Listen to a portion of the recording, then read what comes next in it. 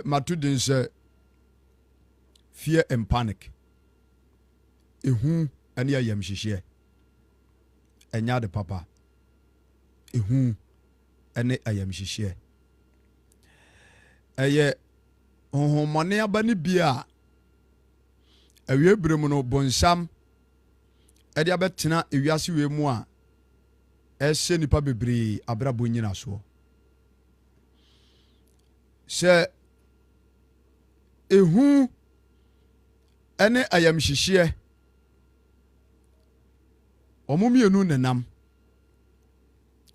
Ayamhyehyeɛ di ka ba ne hu aba. Se hu ba na ayamhyehyeɛ aba. Baako enkonya baako. Ɔmo nyinaa dwumadie ekowie ɛsan baako mu. Na ɛyade a edi nipa bebree nya ɛwɔ wiase we ya yɛtimu. Na mesre adɔfo no mu a minimo ahyia nyinaa sɛ ɛnɛ Kristo asɛm nkyerɛkyerɛ a mede bai mesre o sɛ wobɛfa mu aba yie paa.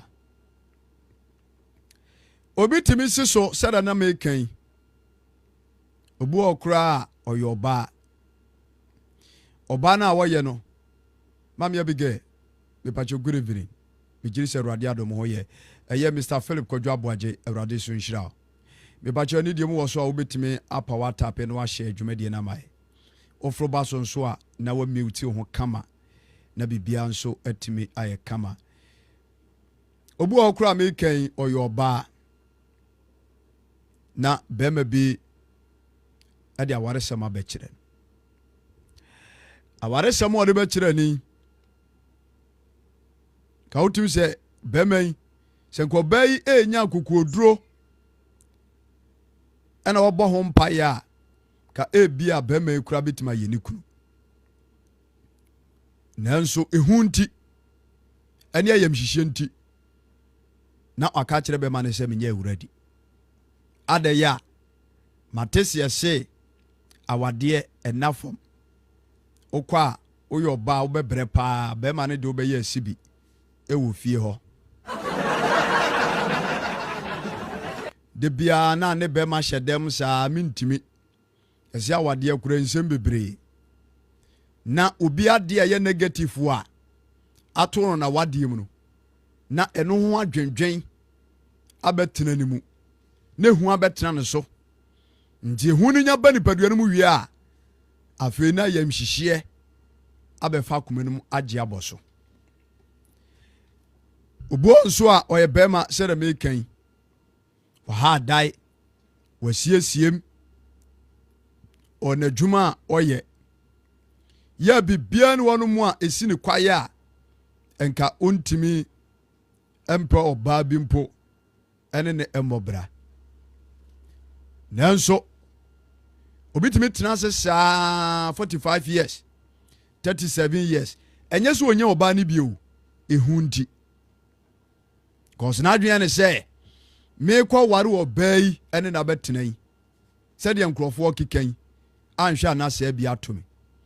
nti obi adi ehu ene ayamhyehye achi ama sabrei ni mpani fie no kwa na ekɔ animu usura wo ane yeso wo akora no be yare yare ane yeso wo ana akora no ena hwan medofo abrabɔ no ayebo eni Yesu Kristo asemu anamontu ayetu no se wanya kokoduro amfa ni wudwuma eni Kristo mu yi a me pa achew enema bebre esankai na ebeye den se wobetimi ya bobra no etime di nkunim na havi nkuro no nso wankasa betwa odin afirim enti menam Kristo asam so etu adofo no mfo na ma hye obi ankunan na ma to obi agigiem se ebra a wabe Kristo ni na wo dwumadie nsu na wo hwami na wutie mi bamadi na nya kokoduro ewo anamonto bi a upese wutuom efiri se je woni akokoduro kura no awurade ntimi mfa no ni bibia no mukai nyanka Kristo den da onipa oni akokoduro no awurade adwumam ani dwumade bia Kristo pese odi di bia no woni akokoduro a omfa woni kai da omfa nhye won sa da ndi asema me no ka no eya asem wo mu oduro it is all shame na wotie me na wo bote papa bi si woni so na ehu ene ayamhyehyeɛ da so a na asempa no mra wieye no na obomodena yi afiru mu ɛyɛ huhumfi adwumadie baako a wɔde wie nipa sesei obi yɛ difo ɔte asɔre fie awurade ama no huhuma ni wa wɔde hunade huhuma ni wa de hunade no ɛyɛ akyɛdeɛ onyankopɔn etimi ma obi bi ana Kristo timi de bi ɛkyɛ obi kwa ɛwɔ sentie wɔ difo awurade de sɛ ni na ma wo sɛ wɔfa so ama huhumu eniema ahinta eniema ebesie ɛne de wɔ sumu a wɔsɛfoɔ no ɛhyehyɛ fa obi ho sɛ ewiase biribi ho no na wada na di de akyerɛw nti awurade kura timi dan entasɛm a emu odu na ɛson na emu ye hunu ya emu hunu ne ye hunu na ɔde akyerɛ buokuro odifo bi sɔfoɔ ne ne teɛ na ɔde ne sɔfo ne nyina so nyina akyerɛ ehunti ɔnka ehunti wɔnka meekɔ kan sɛdeɛ sɔfo yi tie paa deɛ ne besie asema si meekɔ kan deɛ ne besie ehuni ayamhyehyeɛ nti na wamena asɛm no sister brother sɛ awurade de asɛm kyerɛ wo na wɔsoma wo na wo de ehuni ayamhyehyeɛ bata ho a ɔhwe abenya asotwe enti ehu ya de a enya de papa emu Kristo ni biada ya me ni wahia enti sɛ wo hwa me na wotie me a hyase se hu wo mu a bompae na awurade ntomfiri mu se hu ni ayamhyehyeɛ to so a bompae na awurade ntu sa hu ni mfiri mu wi obi a oyɛ hufuo bia no ya wonta ni nkunim ewo na brabom Kristo mfa wiase bɔ ne nkyɛ Kristo mfa wiase bɔ ne nkyɛ Yona na te sai we nka Yona tem nkyɛ no wuridi babro Yona enkyɛ kura ne ma bɛsesa minu bedi nkomo osua ne Yona enkyɛ minu bedi nkomo bi ana bibia timi aye kama menu kasafa ehu ene ayamhyehyeɛ fear and panic Vicentia me pacho mute ho ma me oba life no so edidim no mute ho ma me ene dim wo ba so pe na wa mute ho ede ama me na bibia timi aye kama. Okay, God should bless you all. Enti medofo enkoma me no di ne enkoma emu odu edi mesere ye ho se ade bia ye tu wana mo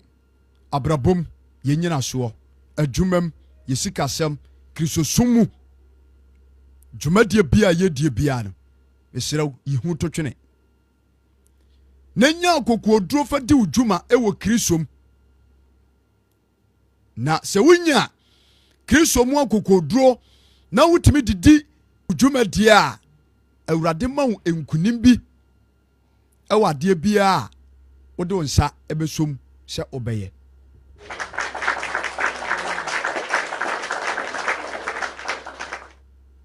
yanhwe asɛm bi ewa Numbers chapter 13 verse number 1 ɛhɔ enam di gyina so ene wadi nkomo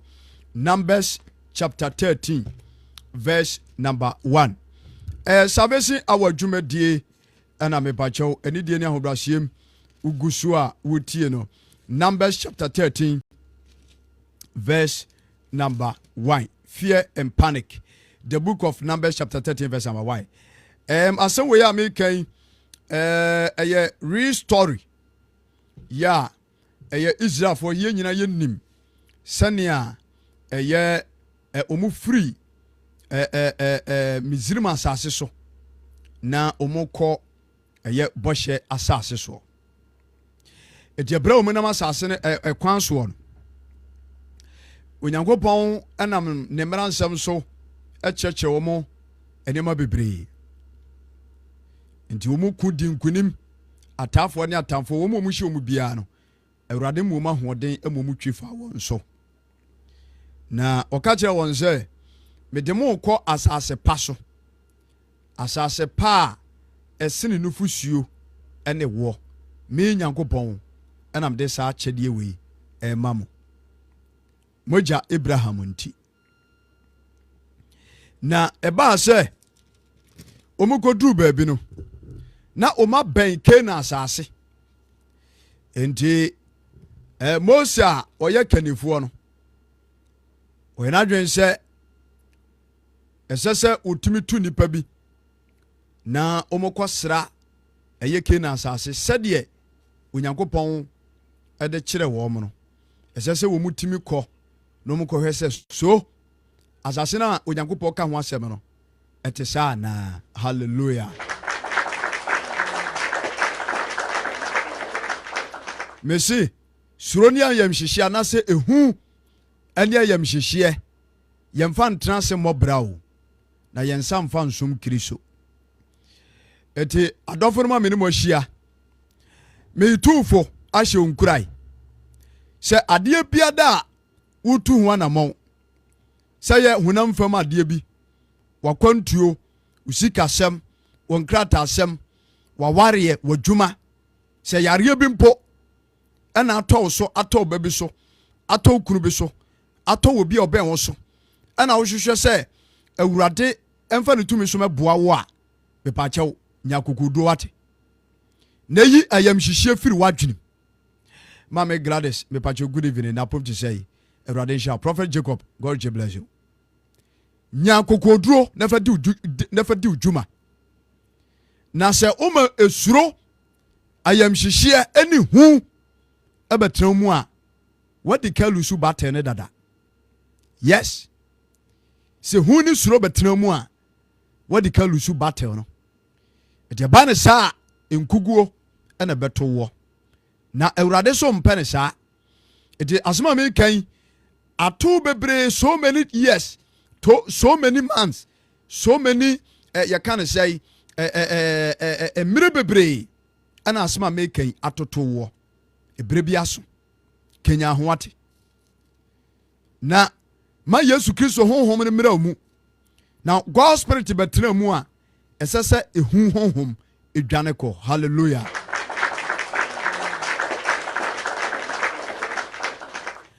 enti at Numbers chapter 13 verse number 1 wɔse ɛna Awurade kasa kyerɛ Mose sɛ fa mmarima ɛsoma wɔnom na wɔnkɔ sra Canaan asase a mede ɛma Israelfoɔ no so wankasa yi nipa bi na soma wɔ monsoma ɔbarima baako ɛmfiri wɔnom agyanom abusua biara mu na wɔn mu biara ɛnyɛ wɔn mu mapɔma ɛno bi ɛna Mose ɛnam Awurade asɛm so ɛsoma wɔn mu ɛfiri Paran serɛ so wɔn mu nyinaa ɛyɛ mmarima a wɔyɛ Israelfoɔ emu atitire hallelujah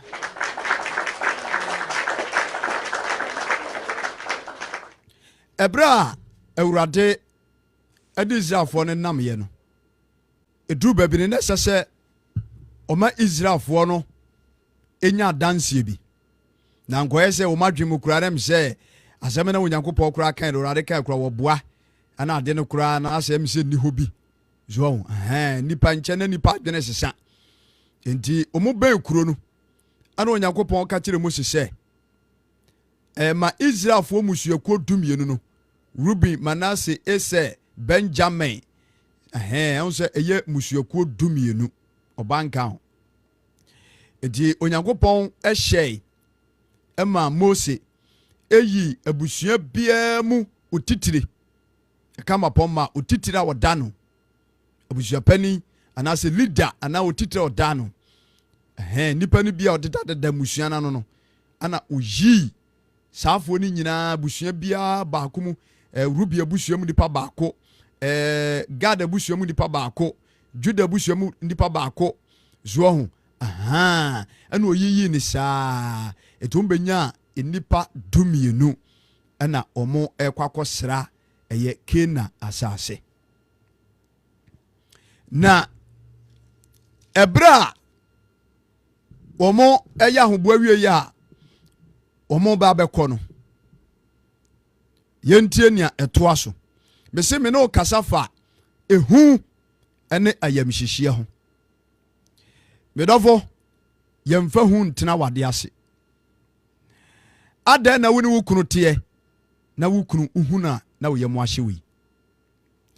ada na woni wukunu te uhunu kwa na woyam ahyewi ada na sister bema woni ne te woni bonanimu a ana wutini dia na wabo birimu yi enye o enye ho papa ede na abetena so ada no ma bema no hu ato so to the sense okasa ho kura no wabo birim na yemu ahyew dabi enye sa ne ne bema de tena enye sa ne de ware eba sa wonya nigye ewa wareyim dako wankasa abesesa woniema e de fra wade na se yihu firi mu wate yihu firi mu brother ya wone o master bi ya adwuma ada no ma master no hu ato so saa why on se ehu a eti umunti o master wo ho a untimi nya adwuma yes o master hu ehu wa mana to so etu ogina wo ncha ya adwuma no untimi nye wo yam timi hyehyew saa na obi material no atwitwa ase no wo yam timi hyehyew saa na adwuma no sede sesa wo ye no na waye ama aye basa me se ade bia free sabre ekwe uye bia no nya kokoduro na obi a wa kokoduro no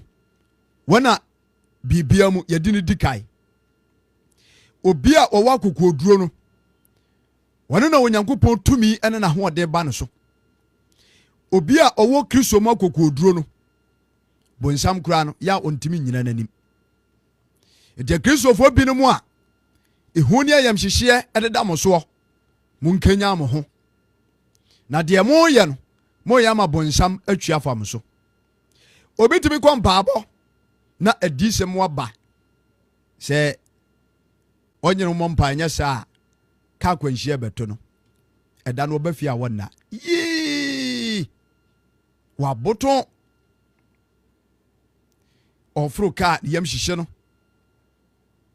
wanam kwa ho yam hyehye no wamahu na dɔre na ma ehu nti kura no wotimi de kɔ dayem ehu kura nti no wode kɔ dayem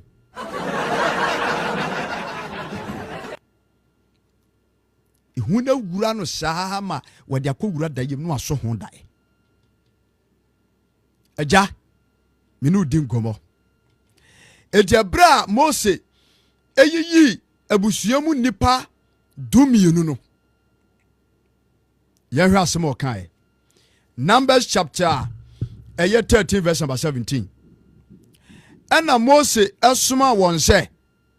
won kosra Kena asase no na oka kire won se monkofa anafo fam ha na monforo bepo no na monkohwe asase no sede etie ene aman a wotete so no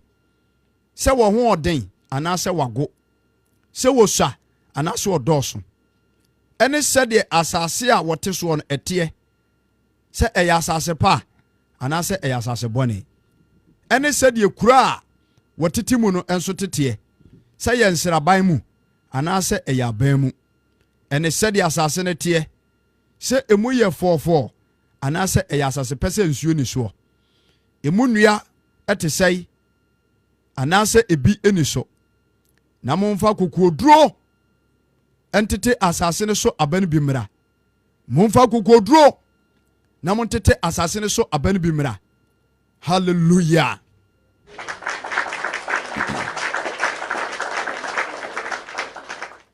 etiabra omu bekọ sovie wei no ɛna Mose ɛkyerɛ wɔn sɛnea ɛkwan na wɔn kɔ no wɔn mfa so nkɔ kwan no. Okristo ni amini wɔhyia abraba a yɛbɔ yi ɛyɛ akwantuo ɛte sɛ deɛ Israelfoɔ etu kwakɔ bɔhyɛ asase ne so. Na sɛ woyɛ hufoɔ a nneɛma a wobɛhyia no kwan mu nti wobɛsa w'akyi. Sɛ woma ayamhyehyeɛ too so a abrabɔ mu sɔre bi a ɛbɛto nti no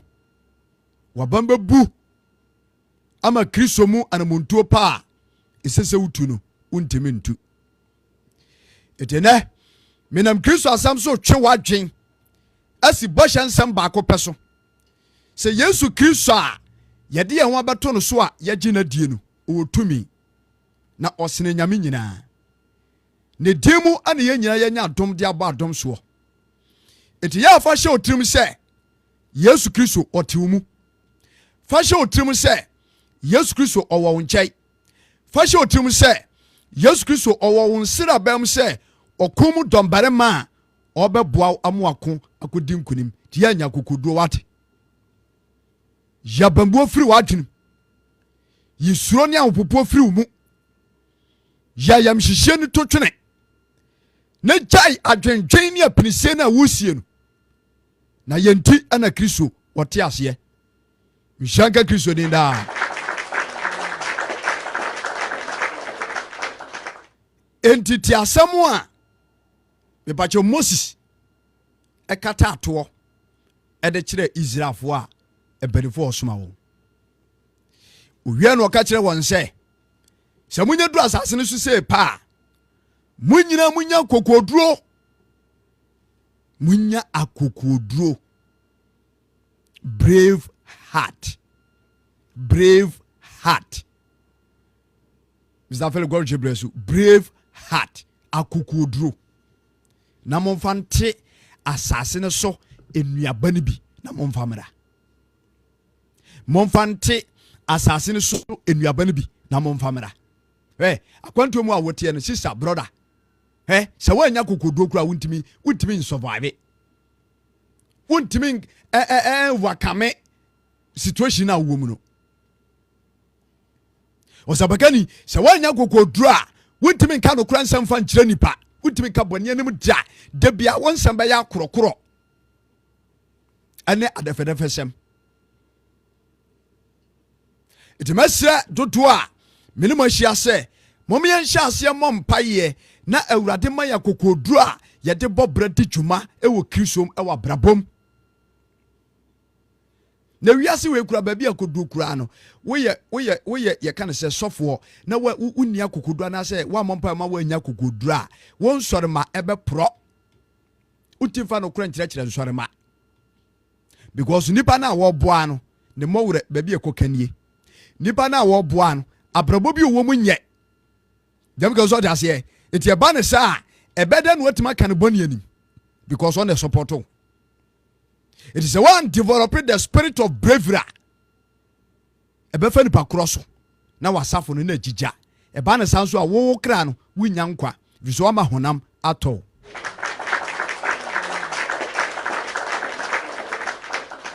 Eti Moses Onyankopɔn sia na mu atiato asase so Israel pen so fo so mu. Ɔka kyerɛ wɔn sɛ munya akokoduro na momfa nte asase no so abane bi mra. Mami nya kokoduro. Menu aba nya kokoduro. Wate na fa hye otim sɛ adwuma no a wo yɛ no sɛ de tie bia no ebe wie nkunimdie ama. Fa kokoduro di adwuma. Ɛnhwɛ nsɛm wɔ nipa bi bɛka bu ɔbam. Ɛnhwɛ nsɛm wɔ bi bɛka kyerɛ wɔ. Manhwɛ ni obi yɛ. Fa Kristo asɛm nokorɛ no fa tua na ma wo. Na wo de akokoduro ka ho a Awurade du beduru akyiri. Nhyɛnka Kristo din daa.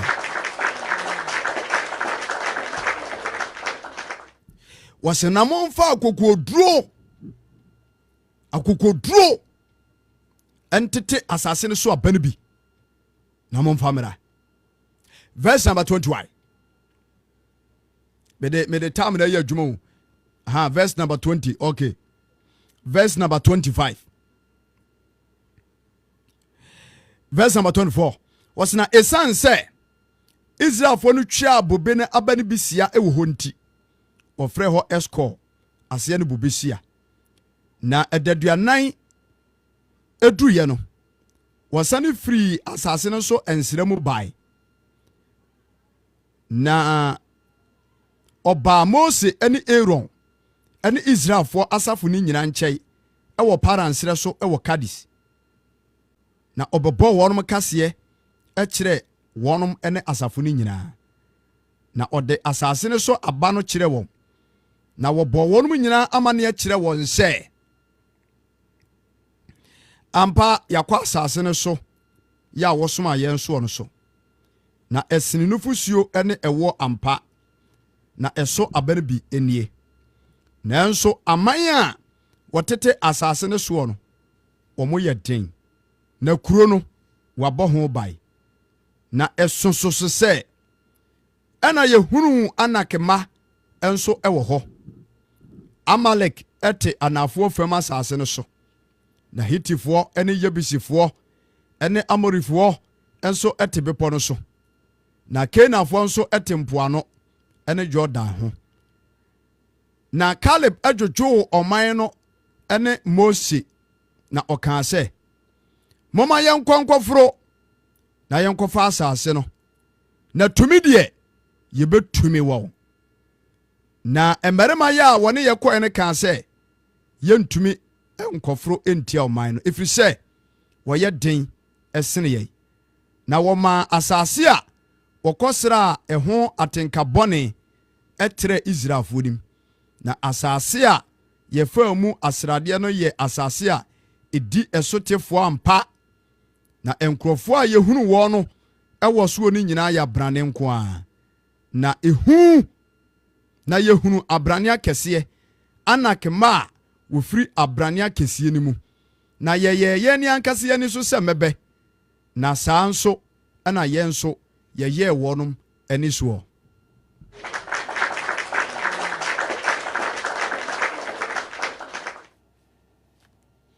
Bedofo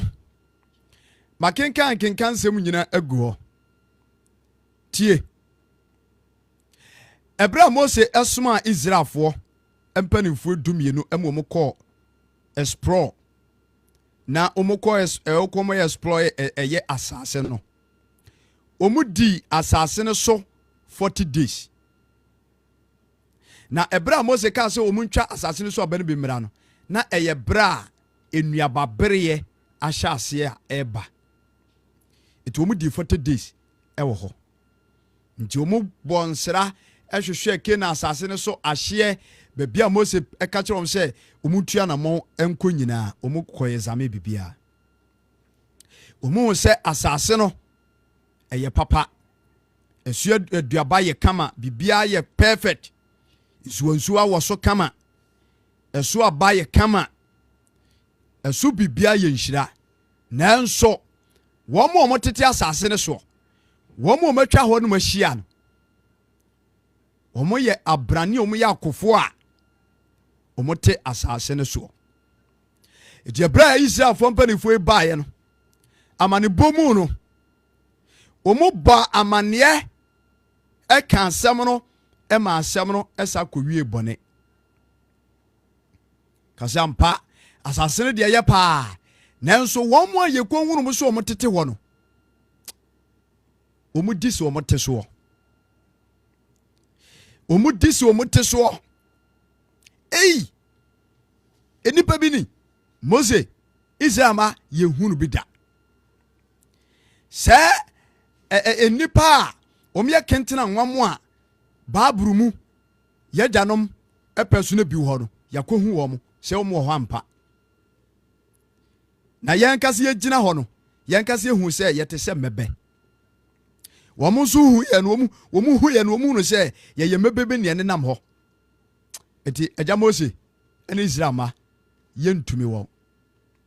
na akwahwe friends wo kro mato e de afa kuro no ho a ɛnya de yesi ebetimi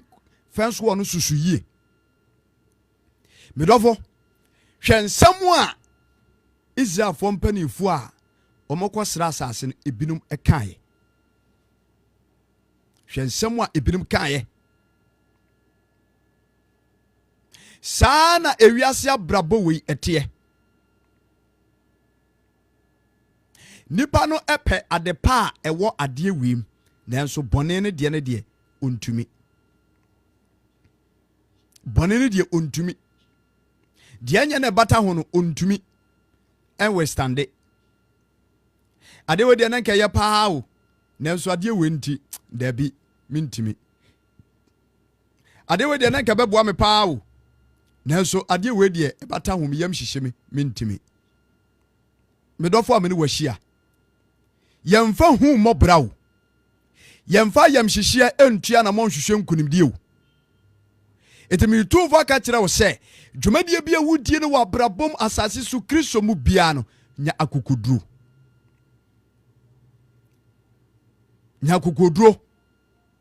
yi ehu ene ayamhyehyeɛ efiri mu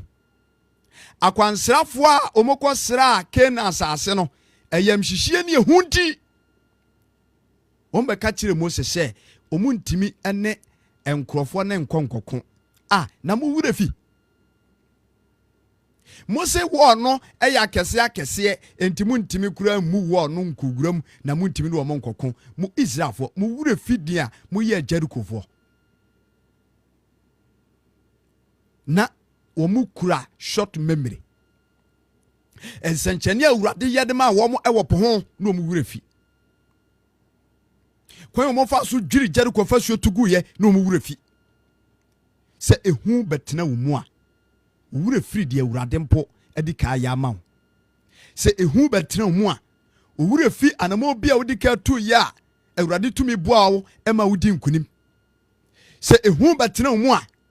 ema wura fi anamontuo papa bia wodi ka tu bere bia ekowie nkunimdiem mesɛ me dɔfo abi ne wahia bomaden na asema mekan fa kwa dwundwim on sɛ wodi ehu hyew mu na yamhyehyeɛ betena wo so ntino de bia wote faako de bia na moyi dududu on sɛ wunya peace of mind ehu ni esura betena mu yamhyehyeɛ nti on sɛ oda yɛ so kura ensisi so ahombɔne na ɛyɛ saa eti mesra dodo a menemu ahia sɛ ebra me kasa kyerɛ wei na me tuufu yi ye ayamhyehyeɛ firi mu ate oyo ba o hwɛ me wonyem emfa nhyɛ otim sɛ obɛkɔ ayaresabea mo akogu no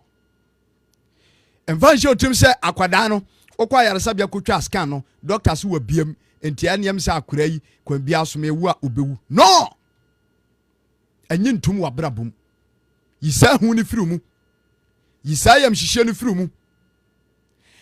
ema de doctor aka kyɛ o sɛ yare we de ade a ɛde wobɛkɔ woma na sɛ ebekun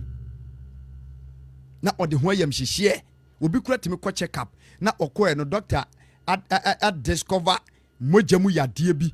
ɛwɔ anase yadeɛ bi wa discover yadeɛ bi ɛwɔ ne mu ɔba ɛno nti na wonim sɛ saa ne ma no wodwendwene ho a ɛno kura na ebekun dɛm ebekun dɛm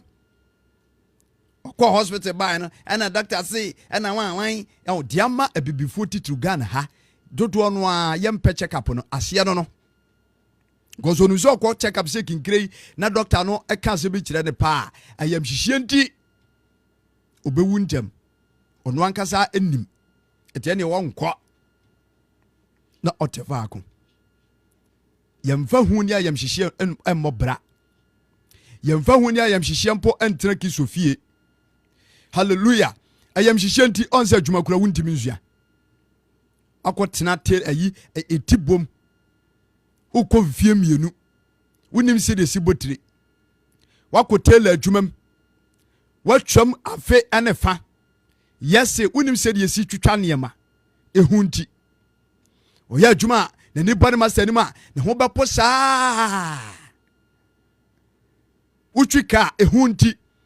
ɔn sɛ waya masesei ka wo na agye de ka afiri wo nsɛm because abre bi ɔde ne ka bɛma obiara no na wo de ka na akonya accident me dɔfo a me ne wahia ɛna menam Kristo asɛm so ɛtufo na mapam ehu no a ɛte wo mu no mepam afirim mepam afiri wo nipaduam wade wo ho watuma koako anim nhyɛnka Kristo din daa ɛbrɛ Moses wani Onyankopɔn hyia ɔyɛ ɛwɔ serɛ nso wɔ no na ehu wɔ Moses mu na wɔ suro na ɔmpɛ sɛ ɔbɛkɔ Farao nkyɛn nanso Awurade ma ne tumi akyɛ ne sɛ me na tumi yɛ me dea ɛte me soma wɔ no sese wadwen sɛ ɔbɛkɔ Moses etia Awurade asɛm Awurade tu hu efiri ne mu afi obi a nanka na wɔyɛ enemy to ɛyɛ Farao no ɔkɔ Farao anim a na ɔkɔ na kokoduro so menu Kristo ni udifo sabakani ebacho yi hu firi mu ate dia Awurade ra kyerɛ no kɔyɛ so adwuma ɛma ne nkɔba wadwenum sɛ ɛntasɛm wɔ di Awurade de akyerɛ me kɔ kan ɛma hona mewuram ɛnya nka Awurade mfa nkyerɛw ɔdwontoni nya kokoduro ɔsɔfoɔ nya kokoduro na fa hyɛ otim sɛ baabi a wobɛduru biara no wobɛma nipa hunu Kristo asɛm ɔsabakani nya kokoduro yi ho firi mu baabi a wobɛgyina bɛka Kristo asɛm biara no ma nipa hunu nokorɛ ɛnsɛm a Awurade ɛde atena wo mu meba media so abe preachi me ka nipa bɔne anim a menya obi ama ne me support me it will be osapaka nipa no korate ne tekyerema so o nanso ehu ni ayamhyehyeɛ nti obetena media no so TikTok a na ye na da obeki kansam nwona bi wonhyɛ da hu ne ti wonhyɛ da hu ne bai asehya ne sɛ wamahu adi nanim enti Israelfo a enipa binom a omoka akwansrafo no enipa 10 ɛsɔre gyina kɔ benkrom ɛka kyerɛ Mose ɛne ɔma ne sɛ ɔma we de anyade sie betimi akɔko adi ɔm so nkunim da ɛna mom yɛ ntena ha ya ne anwene ho asase ne de yɛ de nanso wɔn ɛtete so no edi sɛ wɔn tete so yɛntumi wɔn abambuo yɛntumi wɔn abambuo John ehu ba mu a wabambu yes se hu ebetena mu a when you develop the spirit of fear discouragement take place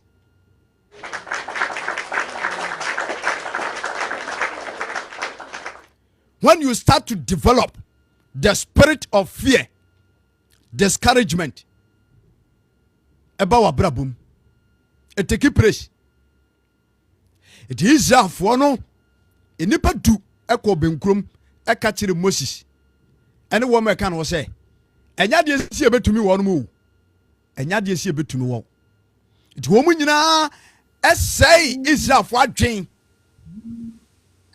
ɛsɛe Israel fo adwen it wo mu sɛ wo madwen saa no ema Israel fo no so akoma huhuri wo mo hyase sɛ omo bobena enwinwi atia Nyankopɔn medofo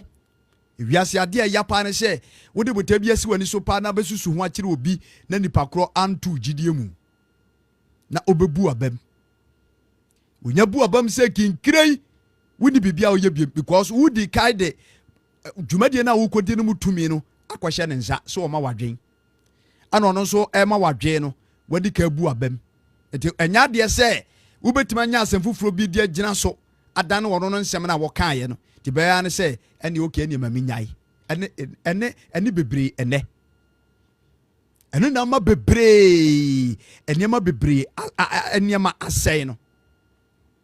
yes you feel more frustrated afei jawa twentwen oda wo na okotoka we say ana ka kura woto ya ade kye jabetom na hwe nkrofo de ana ho ahwan bo ho a na wote wa no agyae mekoto asase ana asase de ana ye ya nana no beje ana o meyesi ana ho ahwan bo ho a na agyae asase bi da no hwena no fofofo ni kurom baabi fofofo wodede sa no anto ebedu baabi no na ne boa ye din ehu ndi misuro sɛ mekɔtɔ a mentimi nsie dae. Misuro sɛ meekoi wei ne bɛto me. Misuro sɛ mekɔ me kurom a me kurom abayifuo bɛku me. Misuro sɛ medɔfo mesi fear and panic. Yɛmfa mmɔbra. Adeɛ bia wobɛnya mu botaye bia sɛ wotu wana mo bia no fa akokoduro push forward. There is no harm in trying. Ye Jalewin. Because you're going to bless my own room. Yana me so life what betas pa Lewin Wizzy. Brapani already Asia. Me so life what be jinam life was a. Some me koni dim no so betas yes a wungrum. Aha sa already Asia. Dodo was in a gorge bless you all. Nyankokodro. Be courageous. Be courageous. Nyankokodro. Fansiye ene adwempa ne akomapa etua na mo. Sa wo ma wadwene mo ye fan na wonya kokodro na wonya akomapa na wo de buta bi si wani so a God's spirit will guide you. The spirit of God will guide you. Awurade won hira wo bi anadwe ye ntanta wo. Ne honhom enka eni wo bi a na adwen ye no komsi komsa no.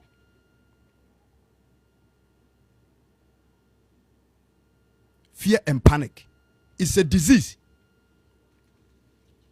It's a spiritual disease. When you encounter this type of disease, you need one vaccine. One vaccine. And when the betimia kill sad disease, you know, one Christ.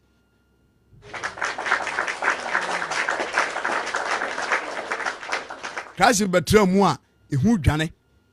Yesu betra mu a Ayamhyehyeɛ dwane. Enti mesra dofonom.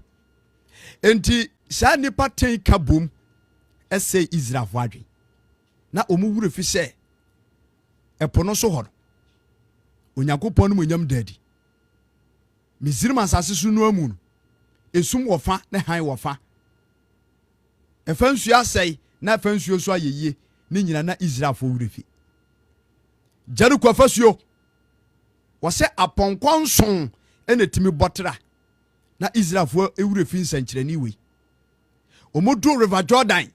na nsuo awe na Israel fo wure fi. Medɔfo mese ehu ene ayamhyehyeɛ yarebɔne. Eti mabi ma wo mu bio na fa hye otirim sɛ adeɛ bia mede asi mani so sɛ meyɛ bia no mede mpaebɔ ene Kristo mu gidie ene ne mu ahotɔsoɔ ebedimi dwuma na hwɛ di beto na hwɛ ne besie.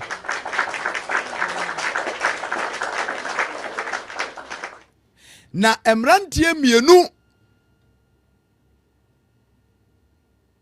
Joshua and Caleb. Okay, Numbers chapter 13 verse number 30. Was na Caleb adwojo ɔman no akoma. Ɛka kyerɛ wɔn sɛ tumi deɛ yebetumi wɔ. Moma yɛnkɔ. Na tumi deɛ yebetumi wɔ. Let us go and we shall overcome them. Let us go and we shall conquer them. What's in that? You can say Caleb adwojo ɔman no akoma. And I mean the Christ was some jojo akoma what? And the Caleb ni hɔ evangelist David ojewura ɛna wɔ hɔ. And the Mose ni wɔ bio Yesu Kristo ɛna wɔ hɔ. Na asɛm no wɔ tumi. Bɔhyɛ wɔde ahyɛ ne dankwa. Ɛna wɔnam afutu sɛm so ɛka kyerɛ wo sɛ menka nkyerɛ wo sɛ sɔre waka wate. Deɛ wode asi w'ani so wɔ no sɔre waka. Hyɛ aseɛ tu ho anamɔ. Na sɛdeɛ tie biada ɛbɛwie nkunimdie. Wɔse na Caleb adwojo ɔman no akoma. Ɔdwojo ɔman no akoma. Caleb dwojo ɔman no akoma. Caleb hyɛ aseɛ sɛ wɔka asomdwe nsɛm. wɔhyɛ sɛ wɔde nkuranhyɛ sɛ mo kyerɛ wɔn wɔhyɛ sɛ wɔka nneɛma a awurade di ka yɛ no kwan no so kwan ɔfa so ma nsuo kura firi butan mu baeɛ kwan ɔfa so ma emununkum si awia ketee kwan ɔfa so ma ogya dum ebefiri wɔnom ne atamfo ntɛm na kareba hyase ye reveal nneɛma kɛse a wɔsoro Nyankopɔn di ka yɛ de ama Israelfoɔ medɔfo ɛyɛ atadwene kɔ wɔ gyiwate de owura Yesu Kristo di ka yɛ ama obere bi atwam hwɛ bra wa brem wɔ wiase school time ebra na wɔ classes ebra na wɔ Jesus ebra wo kɔsua adwuma foforɔ ebra wo bɛtena nkran ebra wo bɛtena kumase mepacho bra wo kɔtena ekran sɛ takorade hwɛ wo fa bi nkyɛn sisa bi nkyɛn akɔtena ɛ hwɛ sɛdeɛ na brabɔ no esitie hwɛ sɔfo bi nkyɛn akɔtena ɛ ɛso nnɛ awurade de waduru baabi wɔde waduru baabi it wo trust na wo hwɛ wasetenam from the infancy till baabi a waduru siesie ya wobɛtuma ka kyɛm sɛ ntia awurade onye bi ma wana it wo bɛtuma ka kyɛm wɔ life sɛ ntia awurade mfa nduru baabi it wɔn koma it wɔnyɛ nsankyerɛne na wɔde bebre wɔ abrabom it dia na aka di w'anim a ɛyɛ den ma no a mepacho bebre nti wontimi fa ne tumi mɛboa ɛma no nkurim ya wodi hu ya nhyehyɛ ato so yi ya wodi hu ɛne ayamhyehyeɛ ama no na di w'anim yi bɛma bi adi ka show me first time it me suro sɛ mɛte ase akɔ ware biem ɔba bi adi ka show me first time it me suro sɛ me ne ɔba bɛtena aware no medika akɔ yɛ adwuma bi ama mabɔka it me suro sɛ mɛkɔ akɔgye busia biem sɛ de awura adwuma medika tu kwai ama akromfo bi kɔtake me it nya de sɛ metuma sɛ tu kwai biem medɔfo ɛyɛ fear and panic when you start to trust the Lord God, when you start to believe Christ, when you start to worship him in truth, sa wo sha se se wo de ho to awurade so na wo de ho ato nso yie sa wo sha se se wo manifeste na asɛm na pa mu aka sa wo sha se se wo bɔ ne dim mpaye sa wo sha se se wo de ho to ne mane ye ne tumi na ho den enema wadi kampo aya matetifo binom ene wanka se wabra ba ehu ebedwane afiri wabra bom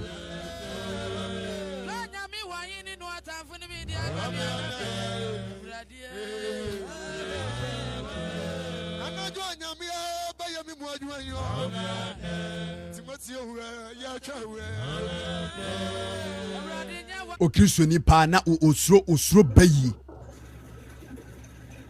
o Kristo ni na osuro bayifo bikomi kroma o mbikume o ti asafum obekọ no aka na no atum onka se obi aho because osuro se okoka se obi ho abayi bikunu na no Bible say de wotie mu no osuche de wo wiase edima obi abambuo nsem bi obapa mesiro miti ho ma me mesire woni diem me wi am be lines na tum ema obi ensem bi a waka anase onipa na de bi a wafamu na amoa no na nsi ne ye no ema ne nsa negative niema negative no ema ne nwura wo mu ekum sunsun atini padide so negative no atini pagidie so last me na me ka no dwumadie bi so sɛ ya ye onipa bebree wo hono mo a negative niema atoto nipa ɛno no osɔre a ne fon ɛno no oditi tienie ɛniema ye negative a esisi wo wiase aware mu adwuma mu akwantuom niema ye negative nko a ɛno na ne fon so Facebook, YouTube, TikTok. Eno nko an wo hwet de bia wo hwe. On say wa wo say wadwene. You are polluting your mindset. It won't say wo sha say wotie sa ne mani nyina no. Facebook ni sa media no so na de a wota hwe de bia ene ne pop up. Obi a hwe obi. Obi a ye we sei. Obi abu obi kwasea. Ana asumasi aye se eno nko na de bia no wota hwehwe. Eno na wa hwehwe saa on say wadwene asai say woni gidie wo nipa bia mu asase we so ana won asai akoye won goa because you don't have trust in anybody ana woni gidie obi mu obi so nya mu gidie nti wo hia nipa mu apa but wunya wo hia senka wo benya brebia sombo ana benya nipa bi ncha wura kyekye nsem ene niema bi but wunya because of niema wadi kai amena gura wutirim nti ese hu atɔso adwendwen ɛne anhyehyɛ daw so sister brother me tufo ehu nya de pa eti ma ho kwai hu emetena mu biem wate after this life me bompa ma wiya ma ehu nya ne firi wabrabom se saa adwene ne ba otirim a ka kire ho se ebeye yie antempa no asa atumi ne bedwane akɔ ɛyɛ bonsam ɔhɔ no abɛkasa kyerɛ nipa ade a woyɛ di se nyɛ yi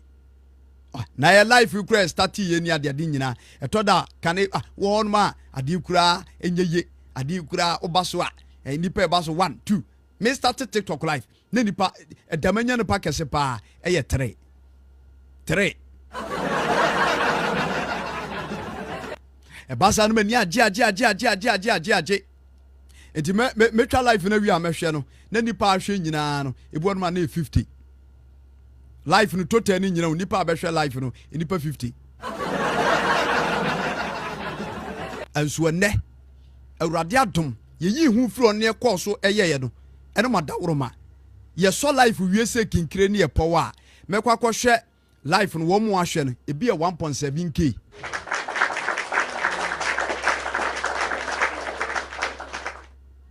life ye be wie no na nipa 1007 ebi yɛ 1005 1002 ebi yɛ 2k ebi yɛ 3k na wa preacher ma nipa 3000 aba bɛhwɛ a ɛyɛ small journey etimi kan obi yɛ sabakani o obi yɛ sabakani saa nneɛma wei na abunabam wɔte wɔ sɛ wo mahu wura wo mu a adepa bia ɛsɛ sɛ nka woyɛ bia wotimi nyɔ da sɛ hu ba mu a adepa bia ɛsɛ sɛ woyɛ bia wotimi nyɔ enipa du aka bom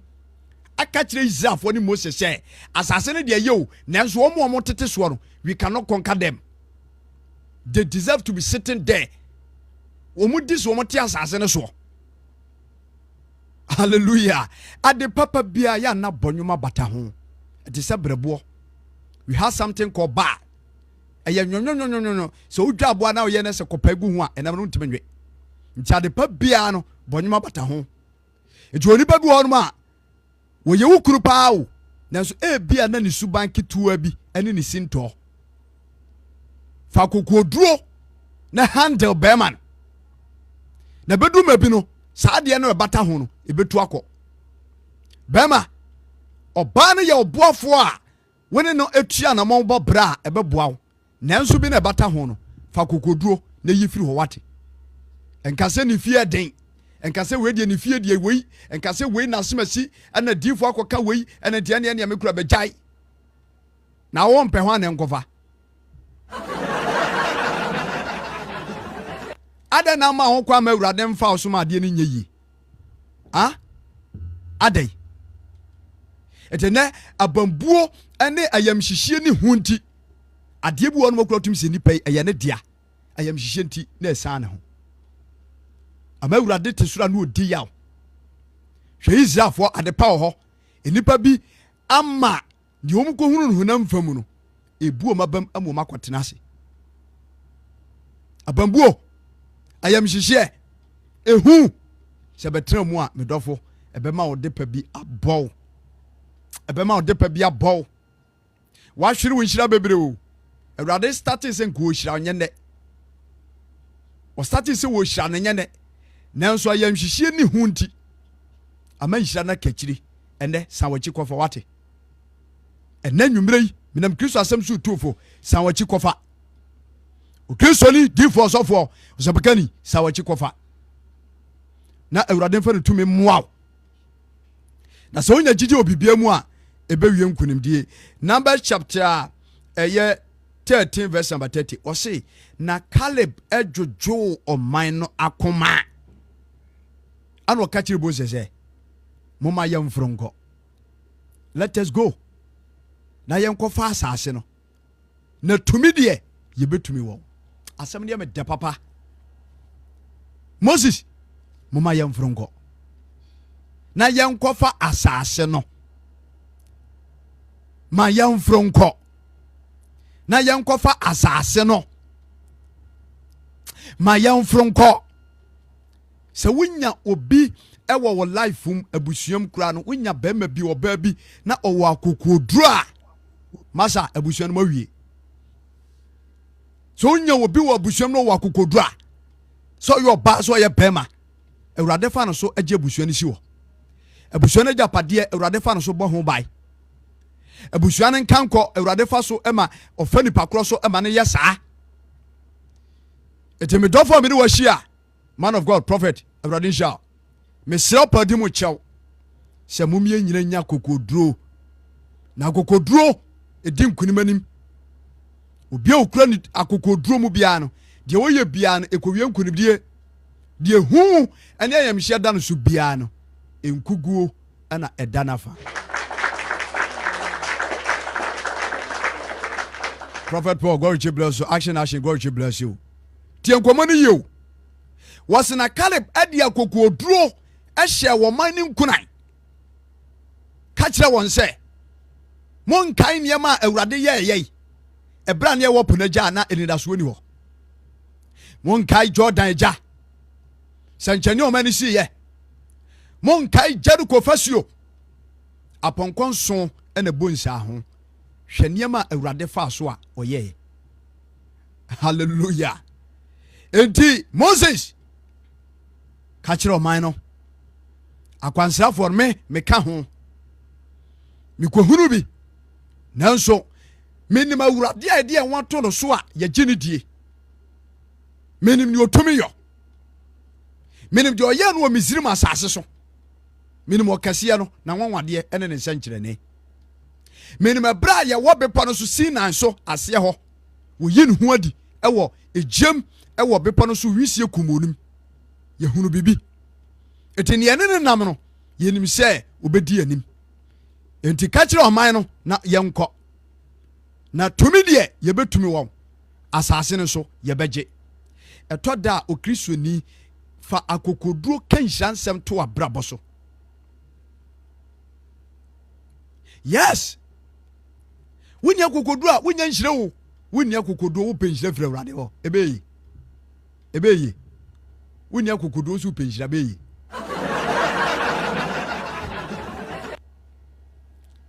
wonya akokoduro ɛna prophet aka no prophet Romeo wonya akokoduro so pɛ nhyira ɛwɔ awurade hɔ ɛbɛyi sɛ Shadrach Meshach ne Abednego ɔmunya akokoduro a mepakyɛ nkɔ agya no nkɔ ɔmɛtumi akotom they were courageous. It every believer ya me pacho me ni wahyia Kristo mu adɔfonom wa be Kristo ni fa kokoduro nante wate se na Daniel ni akokoduro a me pacho nka wontimi eni nokure abe yede no kɔto gyata menam no ko wontimi nyina ka obɛsa na chi hallelujah se Peter no ni akokoduro a enke ya chi no na yede no kɔto afiase no ko obɛpa ne gidie enka Paul and Silas omuni akokoduro a eno omuni gidi onyankopɔn mu no obdi hu nante ya enka ye bo omo maa no na ye ka che obse mu mo Kristo di biem no enka ho na nko mbepa omu gidi adan no wabambu ntantem sa adan ne toda no wabamabuyi o Kristo ni adan na yam hyehye ntantem adan no akoma bo periperi enti wunyini se onyankopɔn a wo bɔ ne din na som no o yetumi hodenfo obetima gye wo etu unim sɛ awurade a wobɔ ne din na wodi n'akyie no mepakyɛ ɔyɛ ɔkom dɔmbarima na no mbɛka topic bi ka kyerɛ sɛ awurade nim ne ma John chapter 10 verse 4 man me no ansua ho ade sɛ awurade mafira di a ɔno Yesu Kristo di wɔ no manim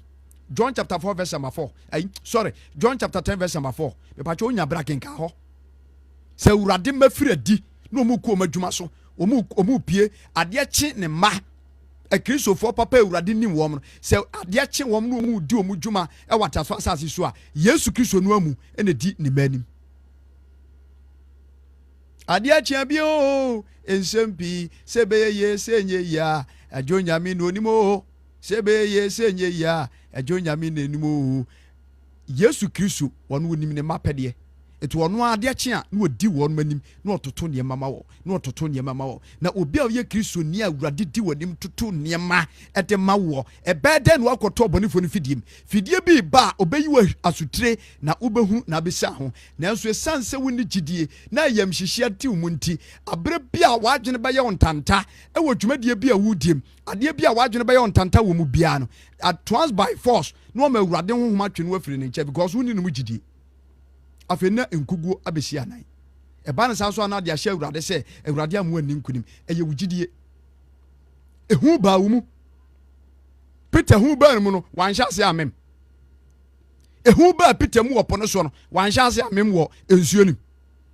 sa wo yam hya se hyehyew e wo wiase ne ma ho enti we be ye ni na we kura be wiem sai ana we enti eyi na me kura de na menye enti ade kura ye o me kura se kura yi awurade obekọ no de se sumira no me say ehu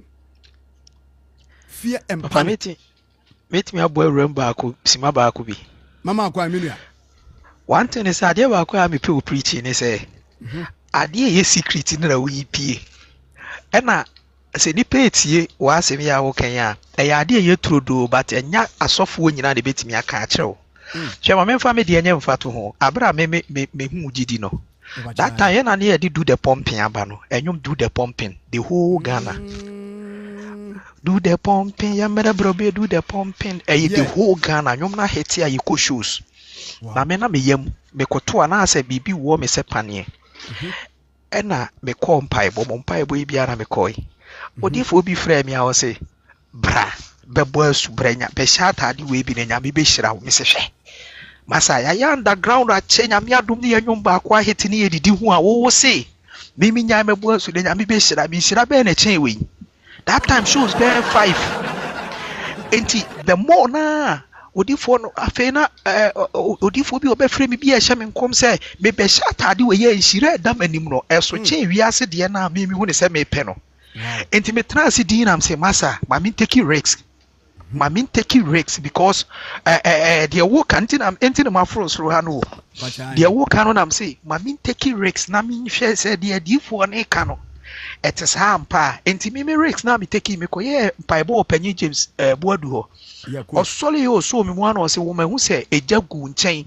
sorry sika gu nchen ne jadam na se wa hu se eja to sika dim de mum so wotimi yi wani a de nyame de be ma na be chen se sika na eja tom ne be 5 wow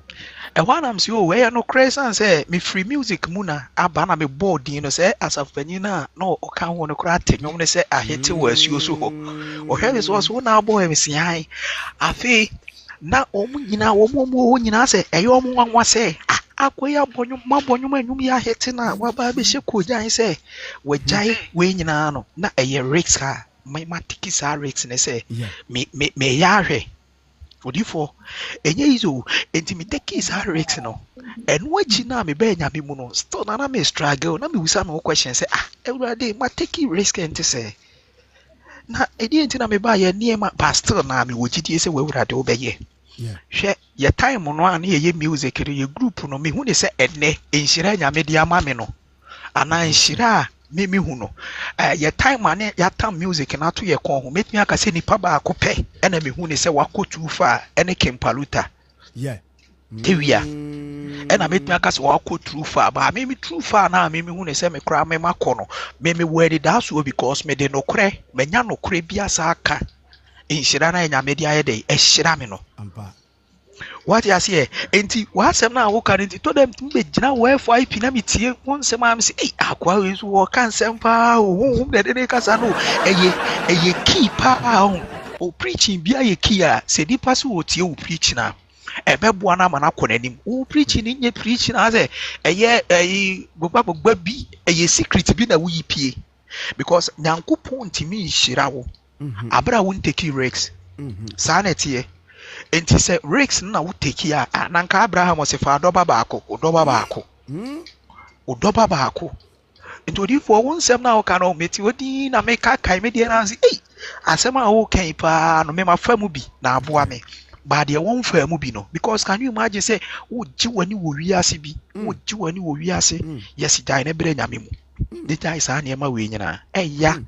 but take saa risks na ɛna nyame hwɛ saa risks ne so ayɛ dɛ ɛde aboa wo wɔn wodi fo nti nyame nhyira wo paa na wo nsɛm na wo ka no mese mete wo din na metie na mse asɛ deɛ me ne wadi nkɔmmɔ bi na wei risk a me take yɛ no wɔn mese obi ɔwɔ so bi a wɔte saa nyɔm no do the pumping mete odi fo na me wura santase ana owura hu mi ana sɛ enye Romeo ni na nya mo na mo do the pumping am sɛ masa me yede de bia wa hala me di bra do the pumping abi hye ko nyan but na ye nyame ahye me bɔ na me hwɛ bɔ hye danim ampa so enyom no ye di hu ska di hu me di hu ska kranka sɛ de nyame aye me sesei no anka me nya nduru ho to di fo nyame nhyira ho pa na ɔnhyɛ odin me da se pa so ama me sa akonya no me so me da se pa prophet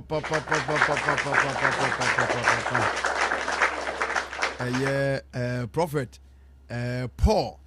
Romeo request me prophet ya da se Awurade nhyira me de Kristo din da wase papa se dwumadi a ye die nso wabetu egidiem na wama foforo nso so ehunu Awurade adwuma no sɛdeɛ ɛteɛ medase papa Awurade nhyira bebree menka ne ho asɛm pii deɛ nso Awurade apagya no sɛdeɛ wɔka no a Awurade apagya no baakofoɔ wabɛyɛ difoɔ wabɛyɛ sampakani wɔsa yɛ dwuntuni wiase dwom na no wɔtoɔ no ɔbɛɛ Kristo no gyidi dwuma ɔbɛɛ sɛ huwɔ paa gyidi dwom ɔbɛɛ sɛ huwɔ no ubeku achi osaye sankani kese pa asafo na owom na je se oya sankafo pani pa je se nya sanketo no kwasemini se de wo kan na ewiase abrabo na wogi wani na yese bra gidi no so ne ko din hu ne sa ne nafom ne ko den se wagi wani pa wo wiase pa na be sha atade koko we pa ehugro di ebede wo odifo na mse my girlfriend na me ja no kra na sa hye me no nani ne nyina odifo nani ne nyina o se onti ase de ntia me ja because da krope da sole yam se makoji de ntimi no hontena biem da krope nam ne na tena 5.5 years because me see so no na me nye masem nti me de ne tena yesa 5.5 years no na na osa hye underground sa na afi na aheti eja ababaawa 5.5 years afi na eja we se ababaawa nka wadi abrantie ye chia nka ja enwum yi be hiti no aware no da kropo da sole yo se dabi asole bi a me de me ho akobo bi ase me nya mpratwe nti obi a mpan fa de baabi nti Rex no odifo efa baabi a fa wanum wayase ubotom ubi bia odifo nyum no enye izo afi ye free show so na so omo kwa na omo afre me se dabi omo se he na wo bibi hawa na omo se na wo bibi hawa na odifo amemra video na hwe me na won sem ne de ano ode o se adai bibi hawa na wo bia ya underground ya sha underground ya bra nyame ya adoma ya nyumba akwa hete no na se ye ko show obo ase ni we ya o se wonko de na kwakuma anu poma pa na kwakuma anu poma pa ne me wow kwakuma anu poma pa ene me kwakuma anu na Frank Naro ya miensa na ne yenam kwakuma anu kobo show wo akirichiri na se me nka ho kwakuma anu nko kwakuna ma mi hu sampa sunwane takwa but dakro pe me ka se kwaku me nya time because asori na me de me ho akwa akoro kwaku hye me saa ohwe me saa wow what you say enti eye risk pa na me ye dey me take ye no even say enyom no me di hu ska kran kan hwanka Dubai credit me fa me nko enso can you imagine say na Germany abonten so na me gina na Germany abonten so na me gina enti de nyame ayami onsa anya me dey biem enti unsem na wo kan de se nyame pese o hyira wa one take risk ha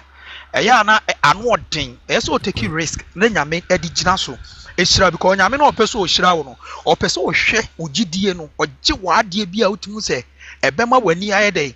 ada ho na dan bi a medam yes mintu chese adi sem bi a beba kra adwene ho a wonte ase yes firi ba bi a woda beda asole dem Aye. To free Haneko Ebedaha, to free Haneko ha, na me hwa me say e die pa na ase me kura mpo kura ase me ha me hui but me wogidie say adifo na e ka no because me de na me gigidi fo di pa yeah be gigidi fo di pa enani na nyina do the pumping for gidi so na me je gidi fo di enani nyina enti da bia am ka so obi ka say na gidi honhom na afiri mu a me say wo da se wo si omuka na wo si ubetie wo omo dia na be di omo anamo so a ene ube hu se honhom ne da so ye adwuma kan you imagine so omuka se menya anwom no na menya sa wiase ne ma ne nyina na memfa me ho mmra na nya awurade be hira me no na menti a ko wachina meka chem se gidifo no me ko mo hokro mo amoa me ba omuka kiro se ja bibi ba wonyai wonyai yeah wonyai difo ne se jam ube wo se jam panatwe na nya me hira wo yeah ena anase o jam pratwe nya me be yo say wo da so tempratwe ni ba wo pese de wo kan to ne de nya me ye ma what bi da Debbie it is all who anamo ye na ade bi entitam bia no se wo ye dwamanfo na akogidifo ehia dem a obe se adifo ne frɛ wo a de wo na ye wo de no no stop say jai ye wo de no a ewo wiase famu no and no stop say ye dey ejai now nim say can you imagine so say obi oni mi bia nim say askwa me nana na yesu bi komfo me so kra na me say ne chia me odifo ne ka chem say de ama me yem ya ne say ma wi akomfo so nam na me gino na me hwe no me nana so twar akoko ya me ana me fa na me kono ana me wi askwa obi ani me ye komfo chia me ni nyina hesi me nyai komfo chia me no na me mmra me kwa asori we na nya me si obi hira me Kokɔwie ni nyina odifo kokɔwie ni nyina pon odifo ti me akom tricks e wo mu nyina me ni mu ni nyina nyame so obi hira so ati ase ampa hwede nyame de ayeme enti wonsem na wo kan de edamu trodo want take risk ha wontimi nya nyame ani mu nhira wo hwe from tetese ne ade kyerosem ne kyerɛkyɛ bi gyina so din mitie ode kyerosem ne kyerɛkyerɛ ye no obi de obeka kyerɛ me se onje bible ni kra na me atome se ode bible de ode kyerɛkyerɛ nyina kra no se meka se menye bible ni kra na me atome ahunu se me gyae ade kɛseɛ bi mu ama awurade ama me kɛseɛ a ɛso kyɛn saa ode fo won se woni me story kakra me call problem bi mu na se me take risk obi adwene ho organ on ntem ase mabusuafo kra se ade ne ha nam se me nim die nyame betimi ayeme enti odi esans ade na ehwere me nsa no enko na me nim bo hye nyame de ahye me enti odi fo me nkasa bebre onsem na wo kan nyina no eye trodo but the odwene ko honam fam no onte waseda but the odwene ko honhum se awurade ama wanja bibi ya ontimi nhiraw Abraham otini papa fie ni na busua fie na ono ane ato ne pono awurade si firi waja fie me ma watu kwan akwatu okọ so onim obi wo ho se wonim obi wo ho enso awurade si wutu kwan a be yiye odifo Abraham tu kwan o yiye ya brochire ha ya ba nyina na ye risk ne ateki esan se anigi agana fo anigi no abrochire fo ye ni nje saa but at the end of the day no mimi botom be ya me ebe ye kese but wa wo se wo gi wani no de bia wo botom no de ehyem account mu ne bia ente saa because abra ya adwuma edem ba de otimi ko ba bia ente na obeka se wo wani age wo sere but at the end of the day no ni nyina ye risk taking ni bia onwodifo enti meda wase pass o ma me saa kwanya we na onsem na wo kan de eye turodo na o preaching no ya da bia me ka se meta ya de na ana bia to da na because a secret be a dynamic preaching and our preaching in one way and I am pewo asem mo say enya da bia na on say eduru ba bia mo nsachira ma adwun ho wate abre ba won sem a wo kan nyina ye even ye wiasefo no o tu yefo say a risk and now omo hu Kristo so o tu omo fo to preaching no ya na dynamic enya gidifo nko ade and enya Pentecost de wiasefo kra ba won sem a wo kan say omo tia omo benya nhira e wo nyame ho na dia heaven no na lock ne betumama wa ebetumama wo dia but ubenya nhira e wo honam fam ezan so kwa sorry unye Kristo ni kura na kwa sorry dem na se oba afode ya nyame timi hira wo e wo honam fam na Kristo ni na no awatam Kristo aso na pampa mu no na wo nhira ne so chen no ezan se o kire mu se take risk kana aka no fa bo nyame adwuma na nyame be ma akese aka ho nti nyankopon hye wo den na wɔmma wahoɔden yɛ deɛ da biara no yɛbɛba abɛtie wo nsɛm no ne yɛnso yɛde abɔ yɛ bra yɛda ase paa odifoɔ amen me so me da ase papa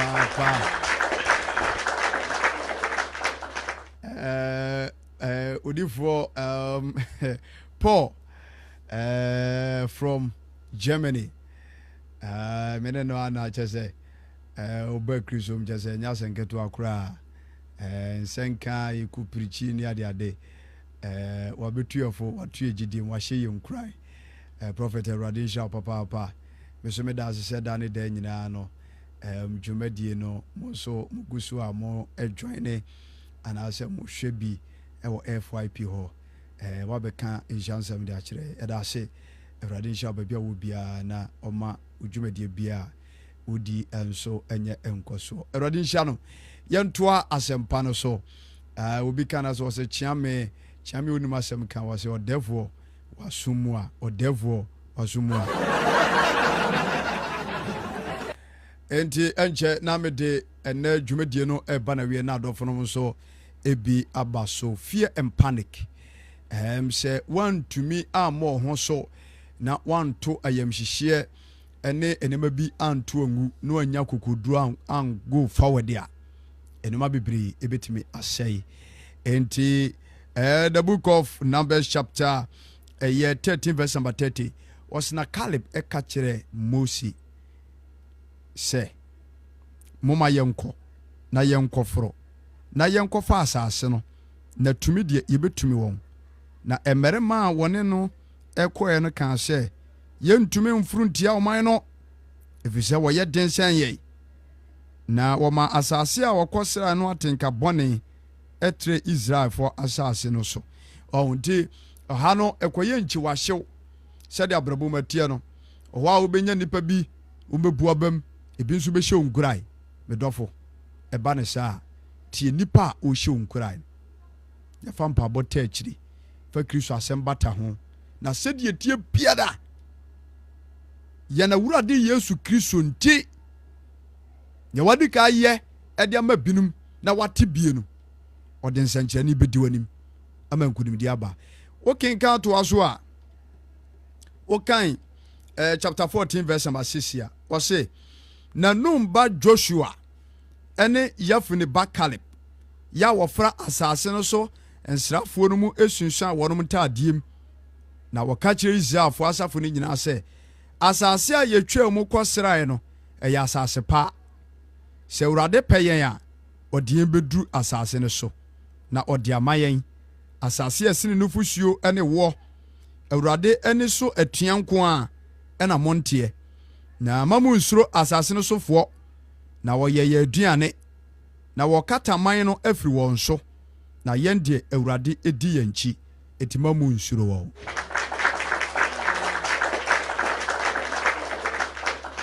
wɔse na Caleb ɛne Joshua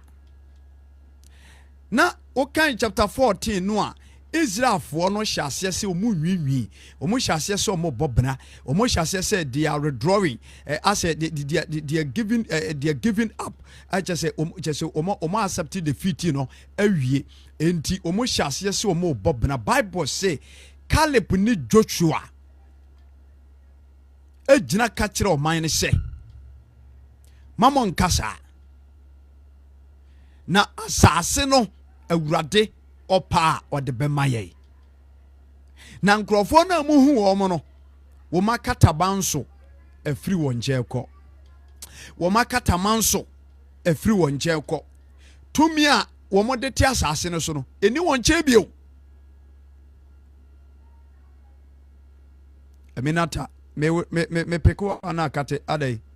me enemy ni sa agoro no o network nya wo de gyina se o ma me enemy ni sa agoro no o send a request me pekewa no asa cancel no enemy ni sa agoro no tie nkomo ni Numbers chapter 40 me say fear and panic nyakokoduro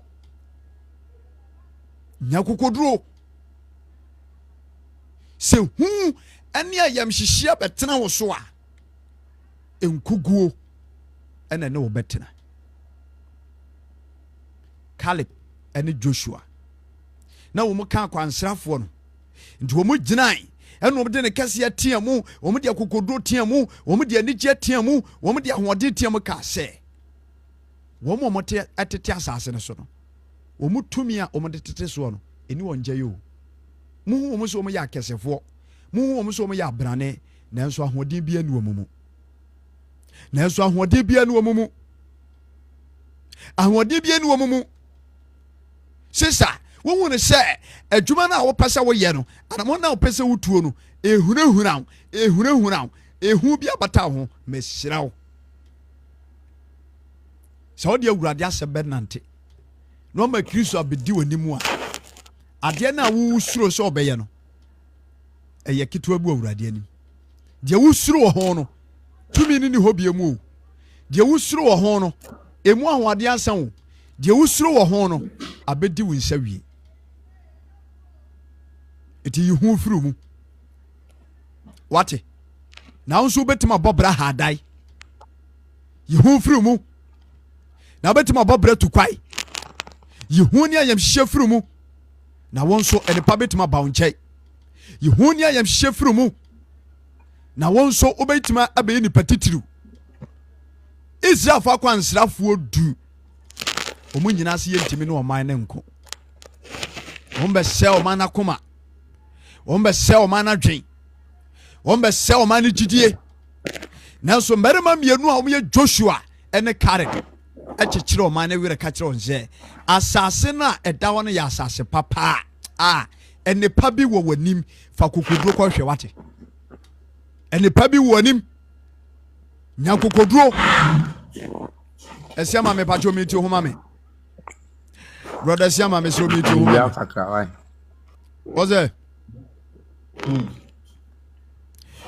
brother ɛsia ma mi ti ho ma me hello yeah me ti ho ma me wi a me be lines na to no akasa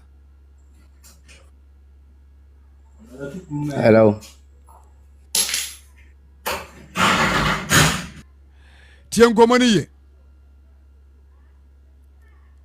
wasi na awurade di akyi ɔman na kataman so afiri wɔn nkyɛn kɔ ɔmu tumi no eni wɔ biem abusua mu tumi a ɛsɛe adeɛ no eni wusu biem no because you are a child of God yihu firi mu abusua mu nipa bi ɔmo ɛware a ɔmo ntimi nwo no ɛmfa saa adwene nhyɛ otim sɛ woyɛ kristoni ba ɛna waware ɛna wobɛware ɛna mfa nkosia ɛna ɛno no anhwɛ akwan bi aso mengo nti ɛne yɛ sanete de a ma me mmɔdena nkɔwo baako wɔ nkyɛn baabi nkɔbɔ adwaman nkɔwo wo kristoni a waba kristo ma wonni abusua pamase bim woda so ɛma abusua tumi ho ayamhyehyeɛ ɛda wo so why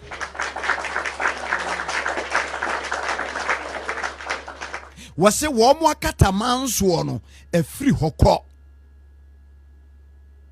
wɔn hu nye hu biem sɛ awurade tumi ba wɔn a adeɛ a wɔbi suro no wo nsuro sɛ awurade wɔn wɔn nkyɛn a adeɛ nipa nyinaa bɛka sɛ enye yie no wo ebɛyɛ yie ama wo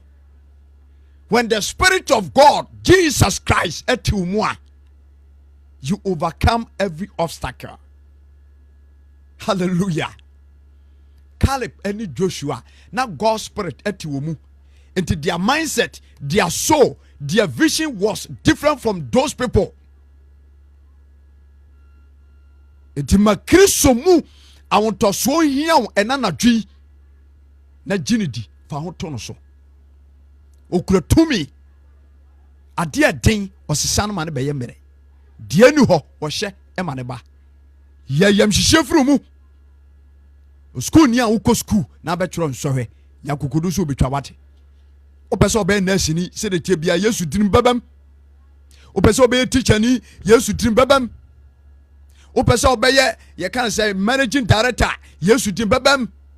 wo future career bia esi w'ani so a wo bɔ ho mpaye wo tu ho anamɔn me dɔfo a me ne wahia me dɔfo a me ne wahia me dɔfo a me ne wahia enne me bɔ mpaye asra wurade tumi ne ahoɔden ɛne akokoduro ɛne den hyɛ de ama wo sɛ Yesu dini mu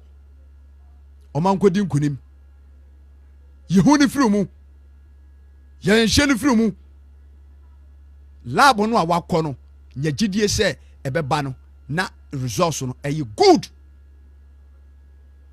Lab no a wakɔ no nya gyidie sɛ results no bɛba no na ɛyɛ good. Interview na wakɔ no nya gyidie sɛ ɛbɛba no na wo stamp no ne de timu na nso watu kwa ne bi. Sɛ wo mahu ɛbɛtra mu, sɛ wo mahu di wani mu a, sɛ wo ma Ayamhyehyeɛ di wani mu a, ɛtwe nhyira sae. Na ɛma Onyankopɔn abasa mpo ntimi nnadi mfama. Nti Joshua ɛne Caleb ɛtimi nya kokoduro ka kyerɛ ɔman no sɛ ɔman na kataman so a ɛbɔ ɔman no ho baa no ɛtu afiri wɔn nkyɛn. Yɛn Nyankopɔn yɛ kɛseɛ. Ɛtimi Mose na sɛdeɛ ɔde ɛyɛ Jericho kuro no hyɛ yɛn nsa no, saa na ɔde kuro wei so ɛbɛma yɛn. Ɛtimi mu nsuro mu hu na Bible sɛ Onyankopɔn ni so akokoduro ya Caleb ɛne Joshua nyaayɛ. Na wɔn ɛna Onyankopɔn di wɔn ɛne wɔn nsene mu mma ɛne wɔn aka no ekodu bɔhyɛ asase ne so. Wɔn di hu ɛnante yɛbɛkeka nsɛm sɛ afoforo gyidie nyinaa no Awurade kum wɔn nyinaa. Baako kura ne wɔn metim kodu bɔhyɛ asase ne so. Nti wo Kristo ni amene wɔhyia. Wo gyidi ni amene wɔhyia na dwi. Efirim na tenten yɛ tie Kristo asɛm a ɛduru bra ɛsɛ sɛ wo yi hu firi wa bra bom. Na fa gyidi a ɛso aba papa. Ye wo gyidi ɛso aba papa hɔ fa bi bɔ bra. Ye wo gyidi a ɛwɔ nkuranhyɛ fa bi bɔ bra. Sɛ ɔno obi nam no nhyɛ nkuran ɛmma wo gyidie enwie pɛ wɔ Kristo mu a ɛne ne nante biem. Nyɛ saa wɔbɛma wɔ brabɔ ahwe ase. Nyɛ saa wɔbɛma wo nkunimdie atɔ fam. Mekasa kyerɛ nipa a ɛne Kristo ma mene mo ahyia. Mekasa kyerɛ obi a ɔyɛ honhom ni. Mekasa kyerɛ obi a ɔgye Kristo die. Mekasa kyerɛ obi a ɔde ne ho to Kristo so. Mekasa kyerɛ obi a ɔpɛ Kristo mu adansedie. Sɛ ɔde ho to Kristo so yie a ɔma ɔdanseɛ ɛma ne borɔ so. Misi fear and panic is a deadly disease. The only vaccine ye betumi aka this disease way ɛyɛ Kristo ɛne n'asɛm ɛne ne tumi. Hallelujah. Verse number 24 no. Na Awurade ka sɛ Numbers 14:24 wɔsi na Awurade ka sɛ makɔ Caleb deɛ sɛ honhom a ɛso ɛwɔ ne mu na wadi machi awie nti mede no ɛbɛduru asase ɔkɔɔ soɔ no so na n'asefoɔ ɛnso akɔdi so.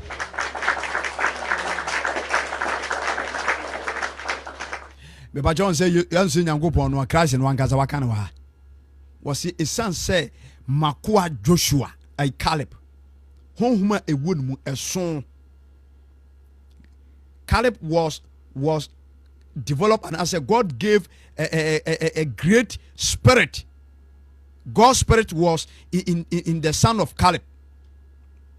Now rather who Joshua and the Caleb mu. Ntom ko hunu wo mu no se omu ye mebe.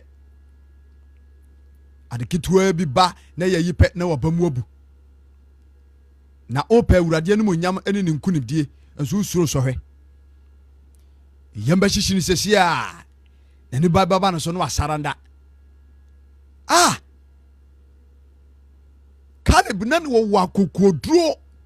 wose honhom ewo mu na so. Anya honhom esurade. Hallelujah. Enti me de masem ne bana we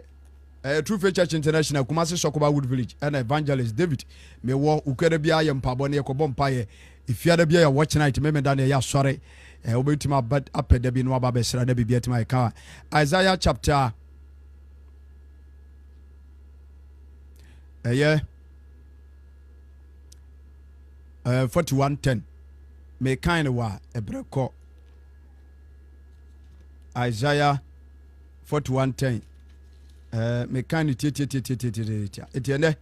momia fa huntu Kristo so ne hunhunhum no enwane emfiri yemu ehu bia tie mu bia no egina Isaiah 41:10 so na de asira ma wo se Awurade mani mfiri mu tie Isaiah 41:10 de tron nsɛm se men kyerɛ woni tie asema Awurade se men kan kyerɛ wɔse na mensuro me no ne wɔ hɔ ɛma wakoma ntu na me ne wo Nyankopɔn mɛhyɛ wo den na ɛnso mɛboa wo nanso mede me tiri nifa ɛna ɛbɛkura wo mu hwɛ wɔn a wɔn bo afu wɔ nyinaa no wɔn ani bɛwu na wɔn asopa na nipa a wɔne wɔ anya no wɔn bɛyɛ sɛ sɛdeɛ wɔn nyɛ hwee na wɔn nyinaa bɛyerayera wɔn a wɔne wɔ ɛham no wɔbɛhwehwɛ wo nanso nyadeɛ si wɔbɛhu wɔn na wɔn a wɔne wɔ edi ako no wɔbɛyɛ sɛdeɛ wɔn nyɛ hwee koraa na wɔbɛwie sa na me Awurade wo Nyankopɔn me kura wo nifam me na me se wo sɛ mensuro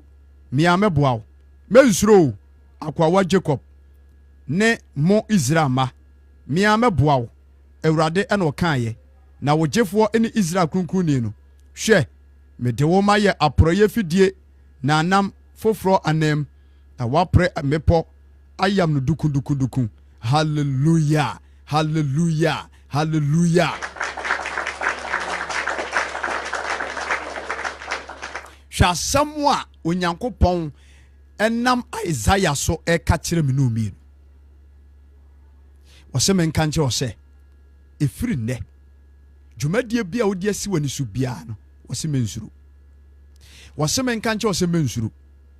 fear not fear not fear not my sister fear not fear not my father fear not man of God no one can harm you fear not me mame fear not bebia wonam bia bebia wo hwɛ me firi bia Awurade se menka kyerɛ sɛ fear not mensuro ɛma Ayamhyehyeɛ ntɔɔso wɔse mensuro na me ne wo Nyankopɔn mede me tiri nifa ɛbɛkura mu na me ana mɛboa wo ɛna gyirifoɔ de bɔɔdom me ne wo Nyankopɔn mekura wo nifam mianu chitanie mikura wunifem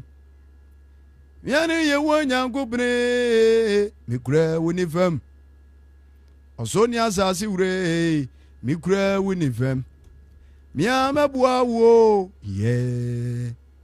mia medi wachi o mia mabua we ye Jacob nyamie Jacob nyamie mesro obia menie wo Nyankopɔn mikura wonifam ochitanie mikura wonifam light menie wo Nyankopɔn mikura wonifam obakwasuye mikura wonifam mia mabua wo ye mia medi wachi o mia mabua we ye Jacob nyamie mesro obia hallelujah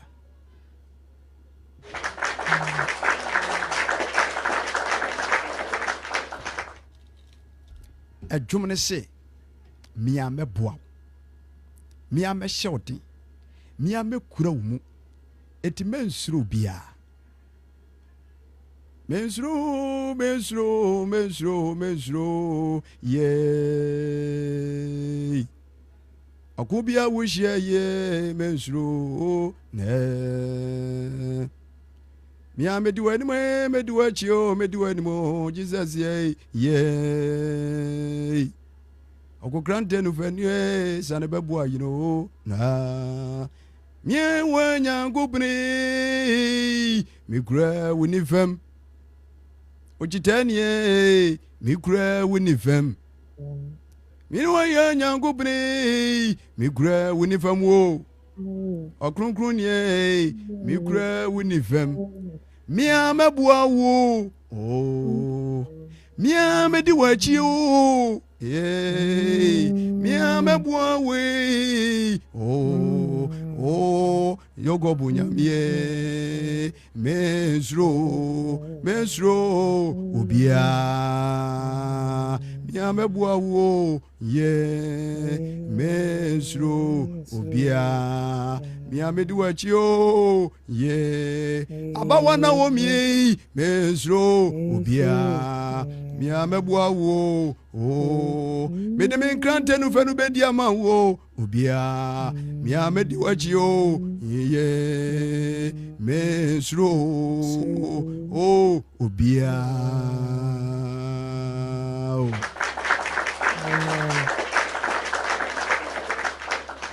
Ene ma di Awurade Yesu Kristo mu gidie nsɛm wei ato anim. Me di awura wakomam. Me di ahye wadwenem. Ene honhom bia eye suro honhom. Ene honhom bia eye ayamhyehye honhom. Ene honhom bia wiewia ne ho ade abamubuo ebewura wo mu na wo hye bibia se a na ehu ne ayamhyehye ni suro nti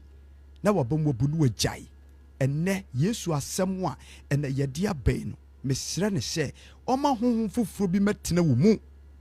na entu saa de na asɛm fama na ekokɔ wanim na ekɔso aba kokɔ wanim kɔfa nkunimdie kokɔ wanim ne dinim akɔpem bra bɛyɛ kɛseɛ menua ogidini menua okristoni menua osɔfo menua asafopani anase menua woka Awurade asɛm wodifo odwuntuni Awurade adwuma uyi emfa hu ni suro nyawate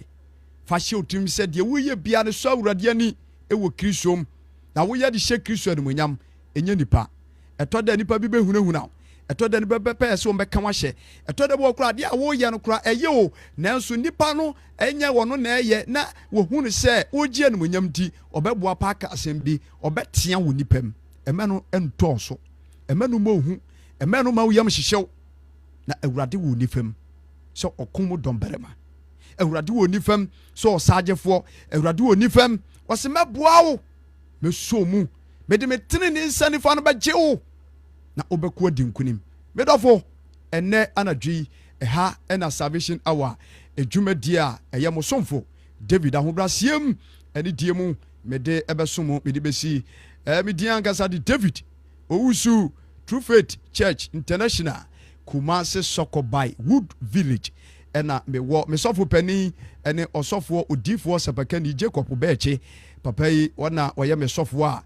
me wone nase a ye nyina ye sum Kristo na ye bo Awurade din uni asɔre bi akɔ a mesrɛ obra ye bɛbɔ so mesɔfo wɔyɛ sɔfo de wobɛkɔ nsuom ne abɔ wasu na wabɛhyɛ gidi atade na me no nyina tena Wood Village asafonim na ya sum Kristo anya nkwa Awurade hya na ɔntena nim tiankyerɛ na onyi ehu bia mfiru mu na bote bi esi woni so bia no ɔma no konkrutu me meka ho de timi ɛso aba ma Kristo amen.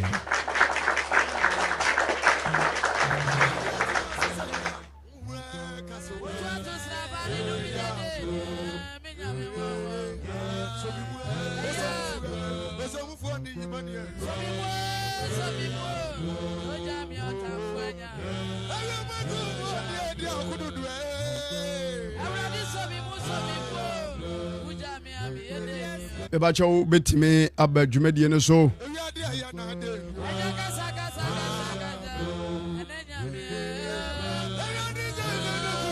Obapa faith Awurade nhya dodo a waso nyina gwahwe bless you all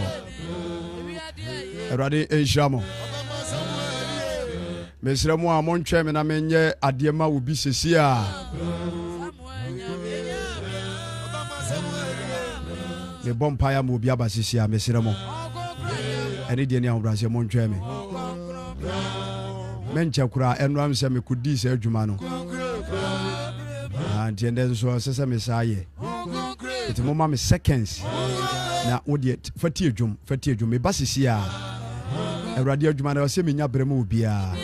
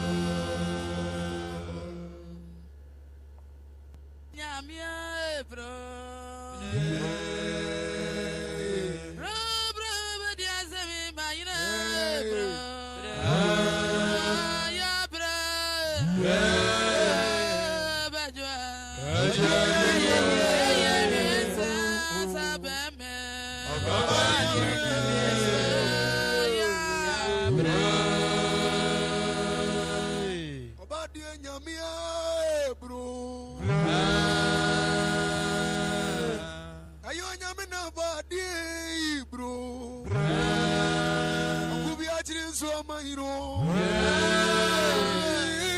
bajwa yeyo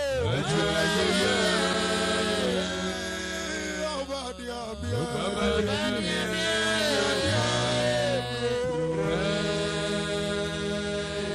yanida so yesu bro yani mudawe kwa mayentini yesu afrebu bro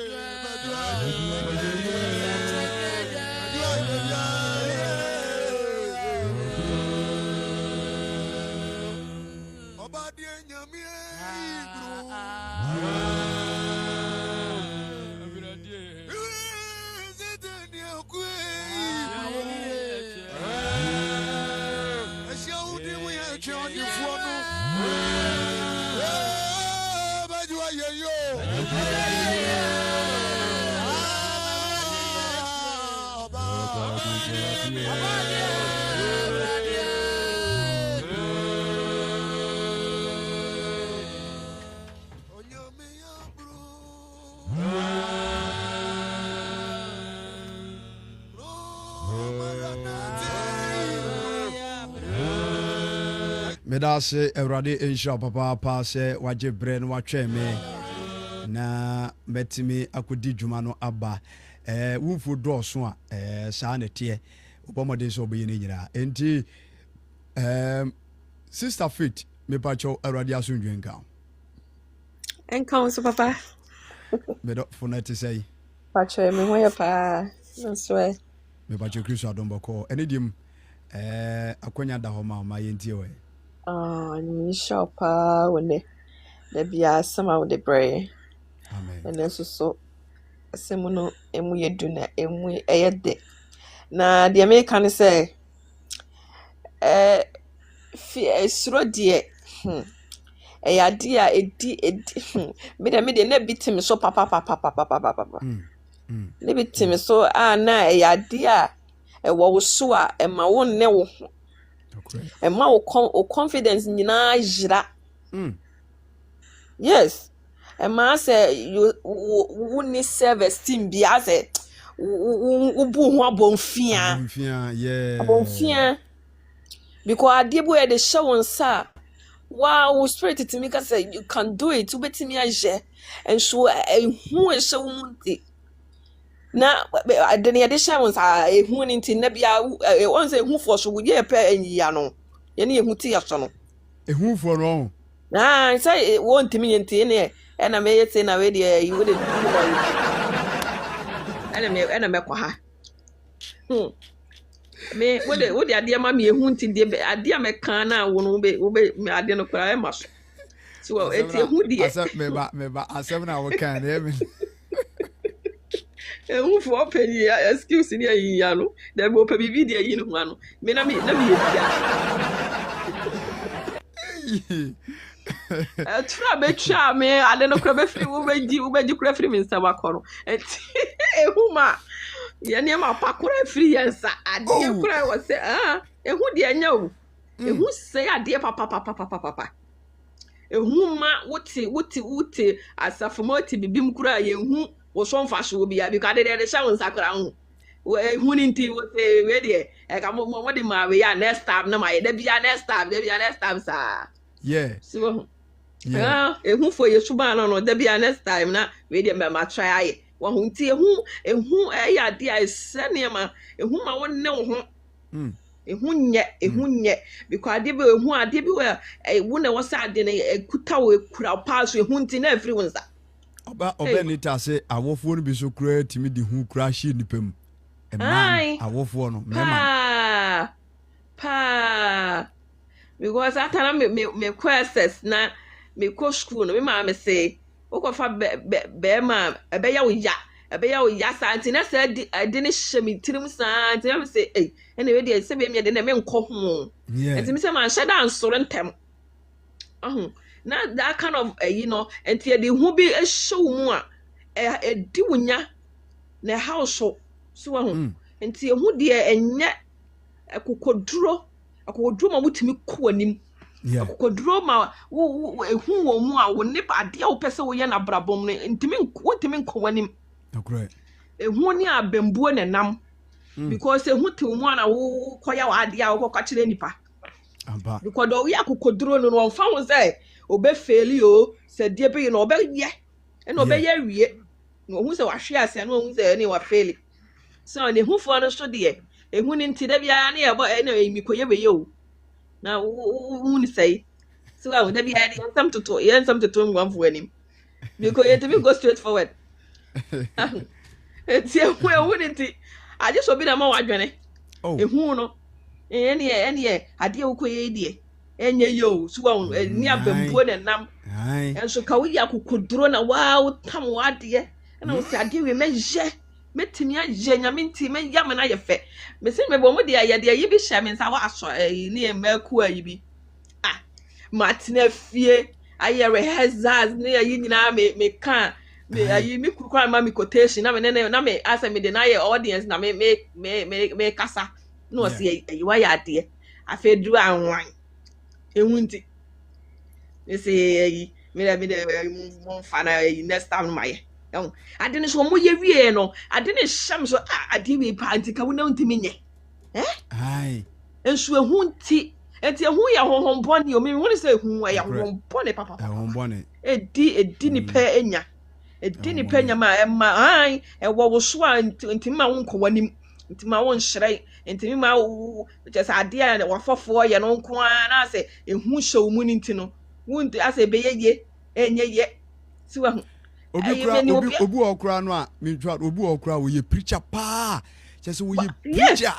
ye man pra for hwempanifo etete honom saa na ehunti na nsem nyina ayera ni nyina akaritirim timu sa atem what start kama afa bewie na aye basa bi entu say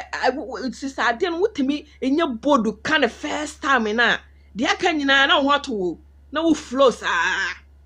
beginning na yourself for be man ade na to so ade okoye na we kra nipa be kasai na we kra me ko kasai so we po a tatam na obeje mic no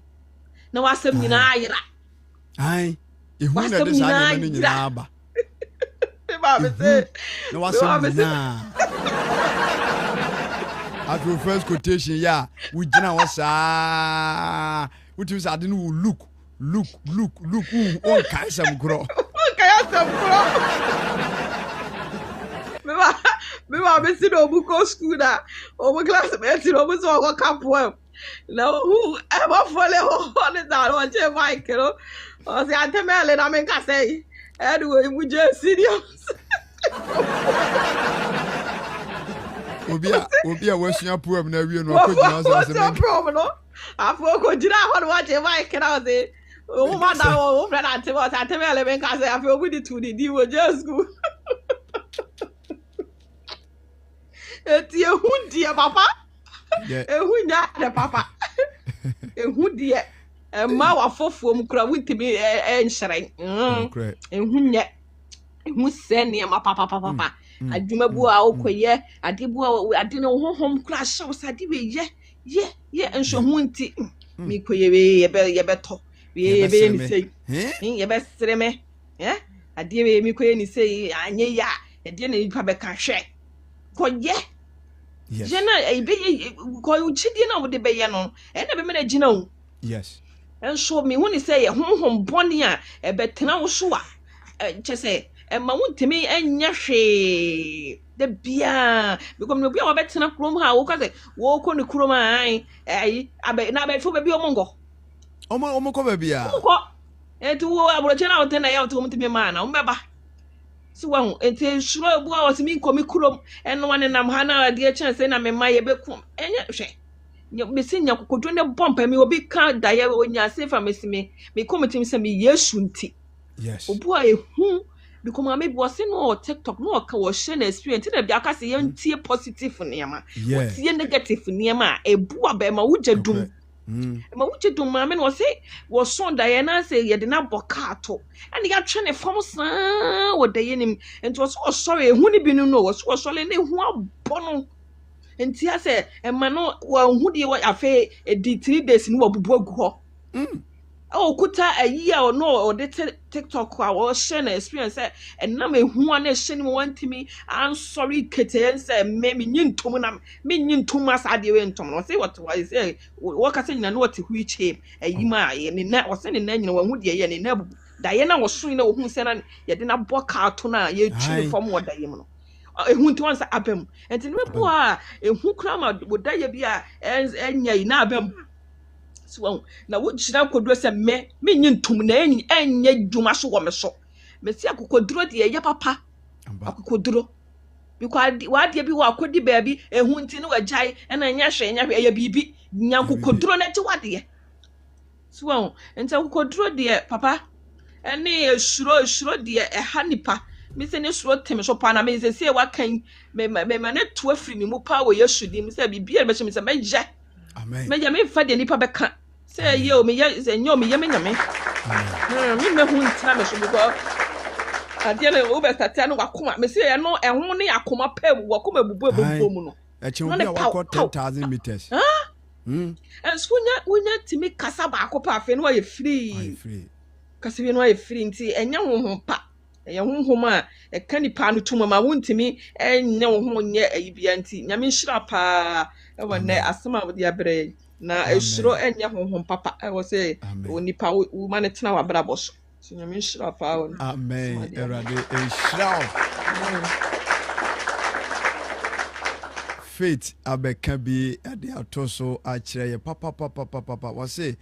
obia ehu ti no mu bia oyenyiya no asem no wabie mi ki papa wabie ki nana Eradin Shaw pa Faith Eradin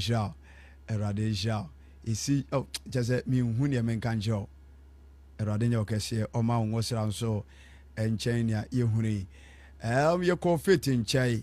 mi wie na makọ ọba akọsua ho na nsa na mekọ eye sister akọsua na ma ye mami akọsua ho ọba anita eka brofo bi na eno no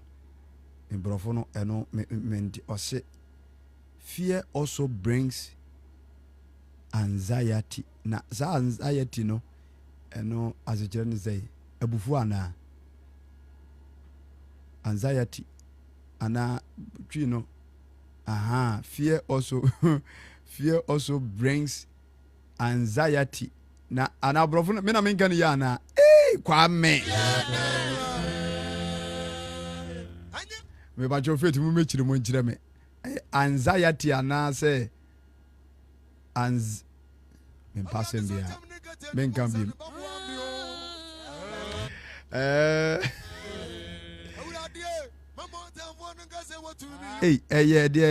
Me eye me chiachia anxiety yabufu na yese matwa ho na bi mo yes ma me generate e de yes yaba Desmond Eradin Shaw me ba che okay ode me de be fridge me pass bia ma me nko madam akosua pokua mami akosua mami ko ba pokua ho. Hello me do fun pacho Awurade asundwe nka mami. Hello mami pokua. Oh mante mami pokua nka wa meeting no wa che. All right mami nko sewa ho. Okay, having heart rate panic, sweating, okay, anxiety. Let's say, and only Ayamhyehyeɛ say wakuma no. Hey, sister, ya fa me ko school. Ya fa me ko school, me sewa. Hello, sewa. Hello. Hey, hello. Onye ready? Namenko. Hello. Hello. Hi. The batch of me for ready as soon drink and apum to say. Council. Mammy now who? I'm going to now sure. But you Chris don't boko my yenti away. And the Abacasa by who is through.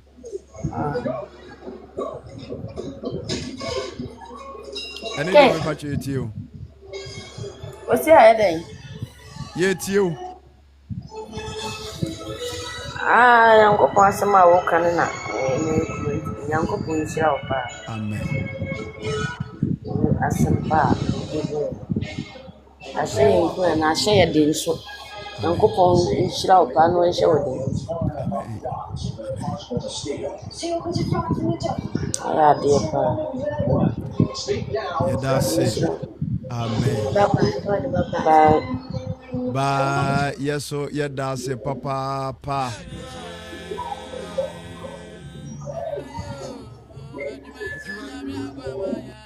Yeah, Madam Sewa, or no, so Abe can insurance e di achre. anya me nko an wakama me wakama ye nyina ɔse wada yase ne asɛmpa ɛbae Kristo ne yɛda n'aseɛ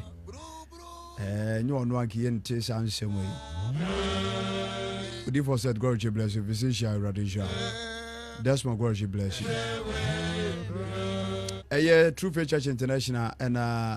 evangelist me call the kwari jidi kokwa sorry saa sorry we na me pacho me call enti debu hon ma betima be sra e kuma se sokoba wood bridge hona me wo ene okuye ko bom pae efiada so e watch night ma me nko me ma me Esther owo me prekope me pacho am Awurade asodwe nka wo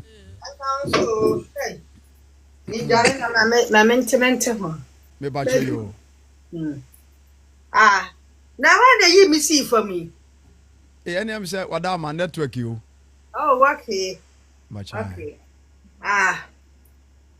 Asama ba ye de bia school for ye best school ebesia de enenso ya sabesia foforo. Na ehu ya de a esai niema papa. Ehu ya de a esai niema ntino.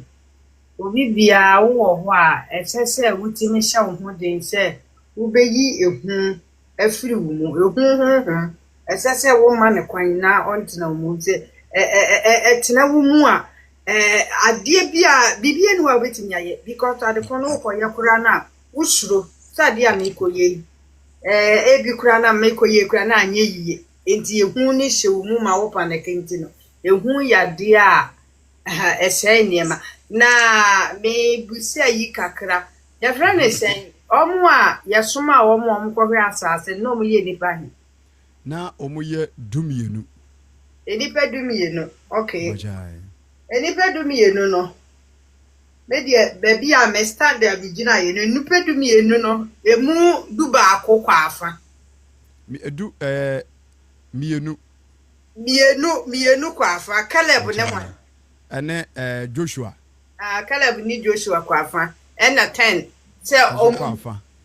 omu ntimi wom ntimi de atama yesua ye na nani yesua ye no me de me stand up gina ye no me fa ya me de abomentoma no me fa mafa Caleb ni Joshua gidi o nai se oman no omusoso de enso ye beye de ye betimi wom ya gidi no eni akukuduro ni bi no ena me sire Awurade se saa gidie no Awurade ma me saa gidie no ene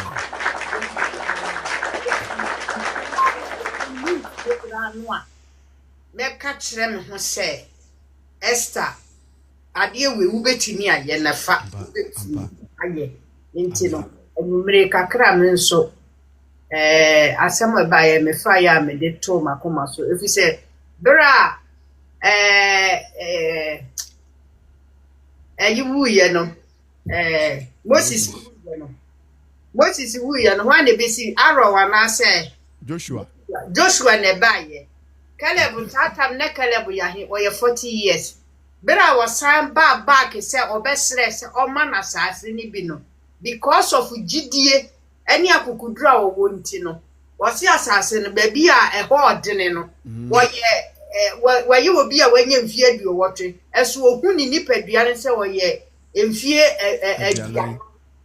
enti no ope asase no ono de ope asase ni ba bi a eho ye den eho odene efi se owo ni mu gidie se ba bi a ye de be ma no na eho odene ayi ni ho no eho eno no de opa owo ni mu gidie se obetimi agina ho na waye eso adwuma na wanya ne no ba ye ho nti no kakra ne misua ya ne de ato mi kotodwe mu amenso me de beka mabra bo ho de abo mabra no amen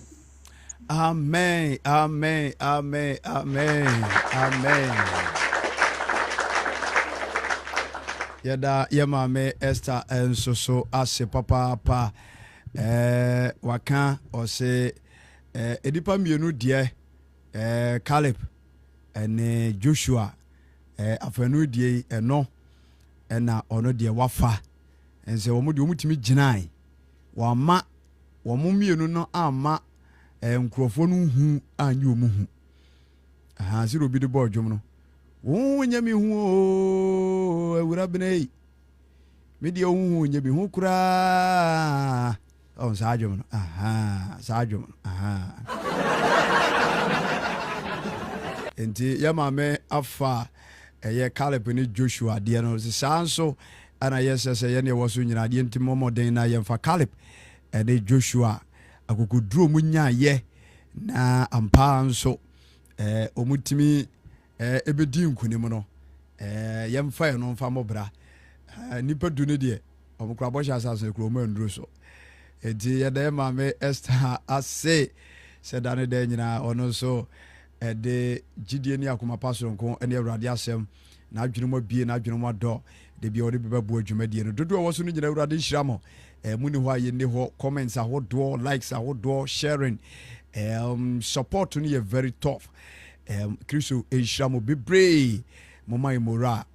chese awurade hyira mo papa na wonte nanim tie emfa nkyere mo obenita awurade hyira mama de bia anyi okay Mami nka yi kakra baako so nya yi. Wahu se ehu no. Ehu ani fere ye nenam. Fere ye di kan ba. Unya fere ade ne pepepe ade a wo koye enipa dom wo ho na unya ye wadwen se wo fere pepepe na ehu no so aye den. Ehu no so aba. Enti fere ye no ono wo twi hu no. Fere ye twi hu be kan ho.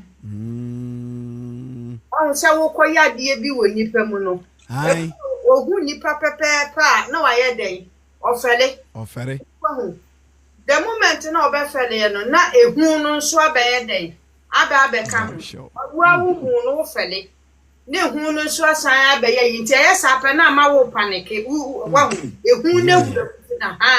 enti ehu no fere ye no wokotwe ehu be ka wo no na ho na wo no na nyina fi se fere ye ne nko antimi onpese no nko abegina baabi otwe hu no be ka no nti the moment you be wure baabi a wo fele ye ne pepepe no na se ya ade a se ye yi se koye bibi wo ebedwani mu a wonya fele pepepe a edi hu be ka ho e se kwa wo ko no ade na wo ko na afa ama wusuro nti wo de wo behwe a obi wo ho a ye ma ne se onko gina nipam na ebia onkasa na onya yi a wo se oduru ho no ma wutimu se nipa no sheki Nakuraba. O sheki pa dia gina wo gina ho ne ade a wo ye no akukuduro no ne chese ne humu enyi na chese oni akukuduro ba akokora obi biara owa confidence owa akukuduro no o gina bedwo ma yade a wo mfere Nakure wuyi obi a wo wa akukuduro pa no wuyi ne se wo nyina nipa ni ma koye sa de we ya ni ehiansa de no ebia se nwu no okoto se de no nkoyo ni ehiansa wanya de se mic wanya de ama na nsa ko oba ko gina ha koye na ade a wo ye because the moment na wo no wo mfare enipa na egu ho no ohun onim se kwa wo no wo de akukuduro na ye den eko no akodi dwuma ese wo die no na wo firi ho no nti no ye woniema bebre bi wo ho no mo a eya mama esese yetimi yi fade no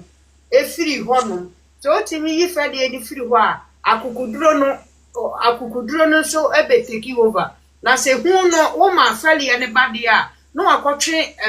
ehu no so akotwe hu no de hu no so abeka nti ade ko esese wo ye na nyade a wo betimi aye mano why yeda ye mame ase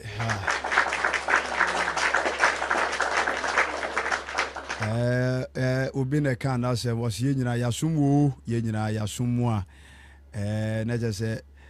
Kristo adwumam ne anomonto bibiri ho no mo a fedie bi ho no mo a wo de bebata ho a emwa emwa wo fere ya pe na ehun no no aba na abaje ozade na wo ye no wi ne kwakọ wi o no kasa kire wadwe no akoma sa bohu ana je se agiegu ediende Yesu dinimu ene hu ne fedie ne anyiyano yi ni nyina emfiri yakwam na ye momoden na the spirit of Caleb and Joshua no yesere rade so be chebi na de gira nso etuma wi nkunimdie ye de dwumadie ne bana wi ha salvation our fe na wa be join here Ghana time 80 pepepe na wabamoden abaso na bibia timi aye kama ene mirika tente bia metu ya pa nya senketwa yekodi dwuma bi oba bi e ka den kama di mama life awurade ne da no sɛ ɔde bɛdu on time ɛnya sɛ ketewa nti yɛda kristo ase meda dɔfo no mu nyinaa ase apostle yere awurade nhyira dodoɔ ɛtumi bɛjoine yɛ dodoɔ ɛhwɛ FYP mo contribution opinions no nyinaa awurade nhyira mo ɛba no saa ɛboa ma adwuma no yɛkama afoforɔ nso nya mu nhyira bebree ha yɛ adusua platform ɛka kristo asɛm mu nokorɛm ɛma afoforɔ nso nya mu aba bebree prophet ɛyɛ Paul Romeo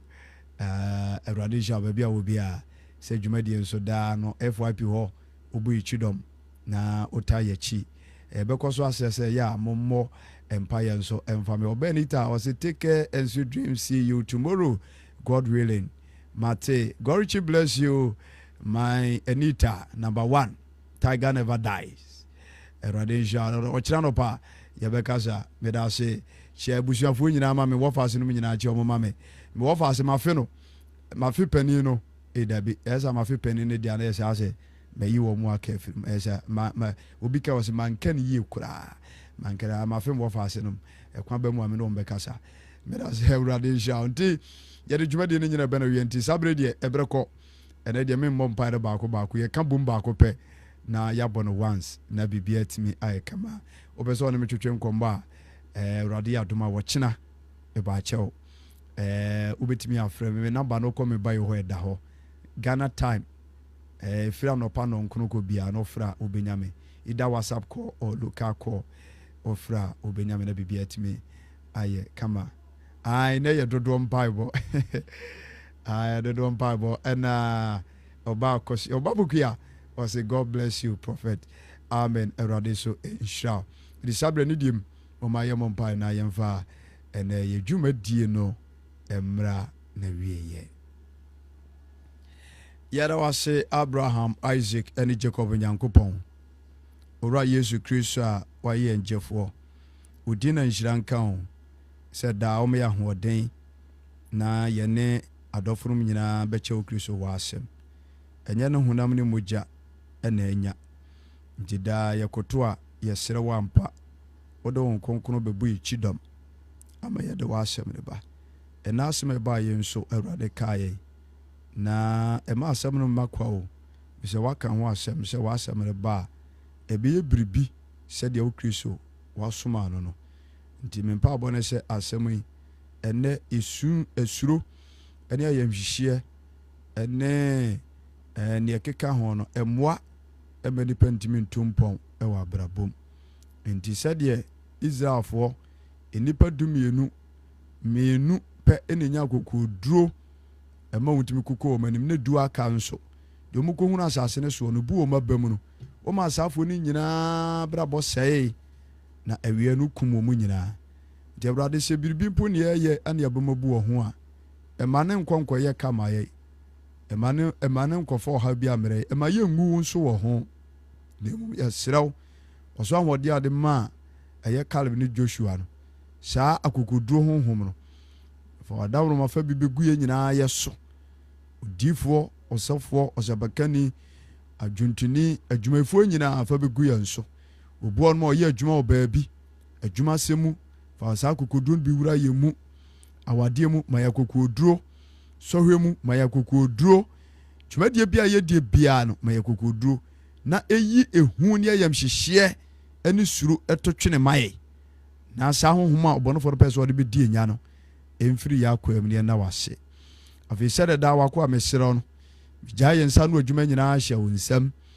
obofo no urade se nya adwuma beda ne yetima ba media so abeka wasem na yempo yetima bo afoforo ti yensa no adwuma no manye yie dodo a wodwuma die nyina so no obia adia wode ato anim no na nkonkuru tumi so yema no mame mempabo ne se fansankyerani edi dwuma die yachi mane mere mu se obi mpo ebeti asempa no a oyare ana no ho ato no obeso tukwa no abie kwa ama no ohwe bibia no amane saka ni ada wa wurade ase de wote sum wo wiase no na obegye wo wurade kuru no adi na wasakira na wagye nsuo masubo eno ne yesere wo se udin nti mane nye saama ye ema honhom bia nyinie emese ye gidie ne nyina so fa bone bia che na kwaso ahina sempa pono no mai twire nyina di won kwangumam eme ye bra nye kwa ne mumma ye bra so aba enye papa ne ni ne anhye odi animunyam owura Yesu odi ne mabɔ wo nsɛm nam de o man kra nipadua nyina hye dodo wa kwantum dodo wa Ghana ke nyina ye bom ne hyirae ye kwada ne wamfo ebi ko madwuma one wamfo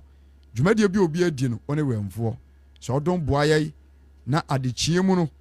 sɛ ade kye na onwunu dwo na no wɔtwe ne bɔ ne yɛsa be hyiam bi mu a yɛmfa so wase danni yenim de otumi yo bidi asɛmae kɔso abɛboa mene nsie yie ɛwɔ Yesu Kristo din mu amen onkonkuru tumi ame hyira yɛi na ɔmmɔ yɛn kwa ho bae daa amen.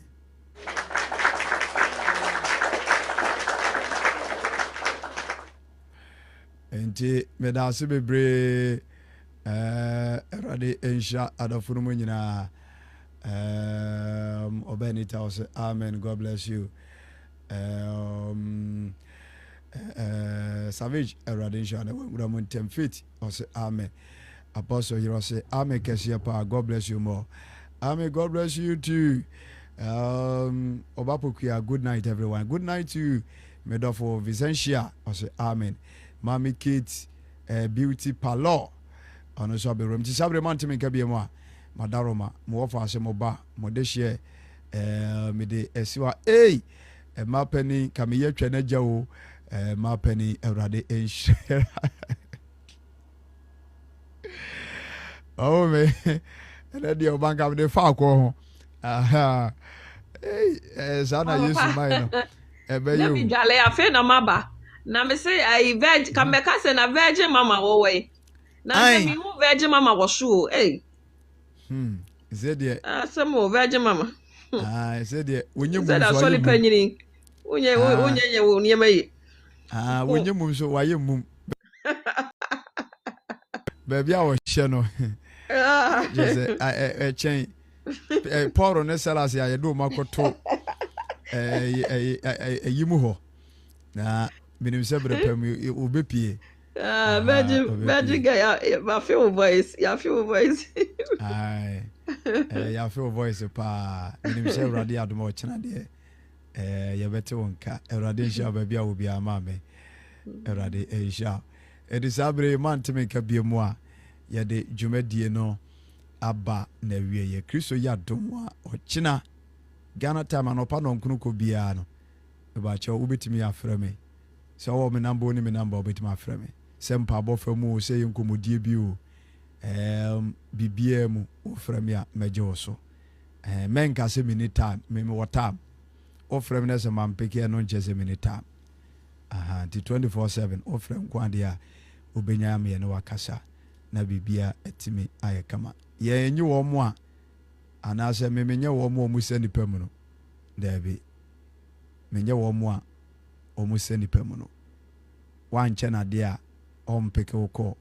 wanche na de a no bobo ne hwene no I'm not like those people dabi me downso enti wo bomo de na afra mini problem me peke wo na me no wadin komo I go call you 5 hours straight. Mini problem obenita. Hey. So bit me jina so dia. Set it up MTF for free night quiet. Aye. What dey friend? So bit me jina so dia ndie nkomo so dia. Ene me no bebo pa. Aha. Me pe nkomo. Me pe nkomo na edu ba bia ne atete so. Enti yede besi Awurade nhya mu bebre mego so amede mpaabo tai obi bia chi enti obi anka na kuma nto ne yam menim se Awurade nanu monya bede dia mo obi bia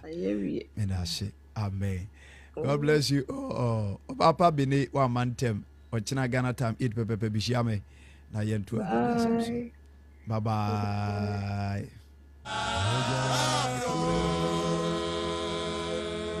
Everybody, man, you ain't in time.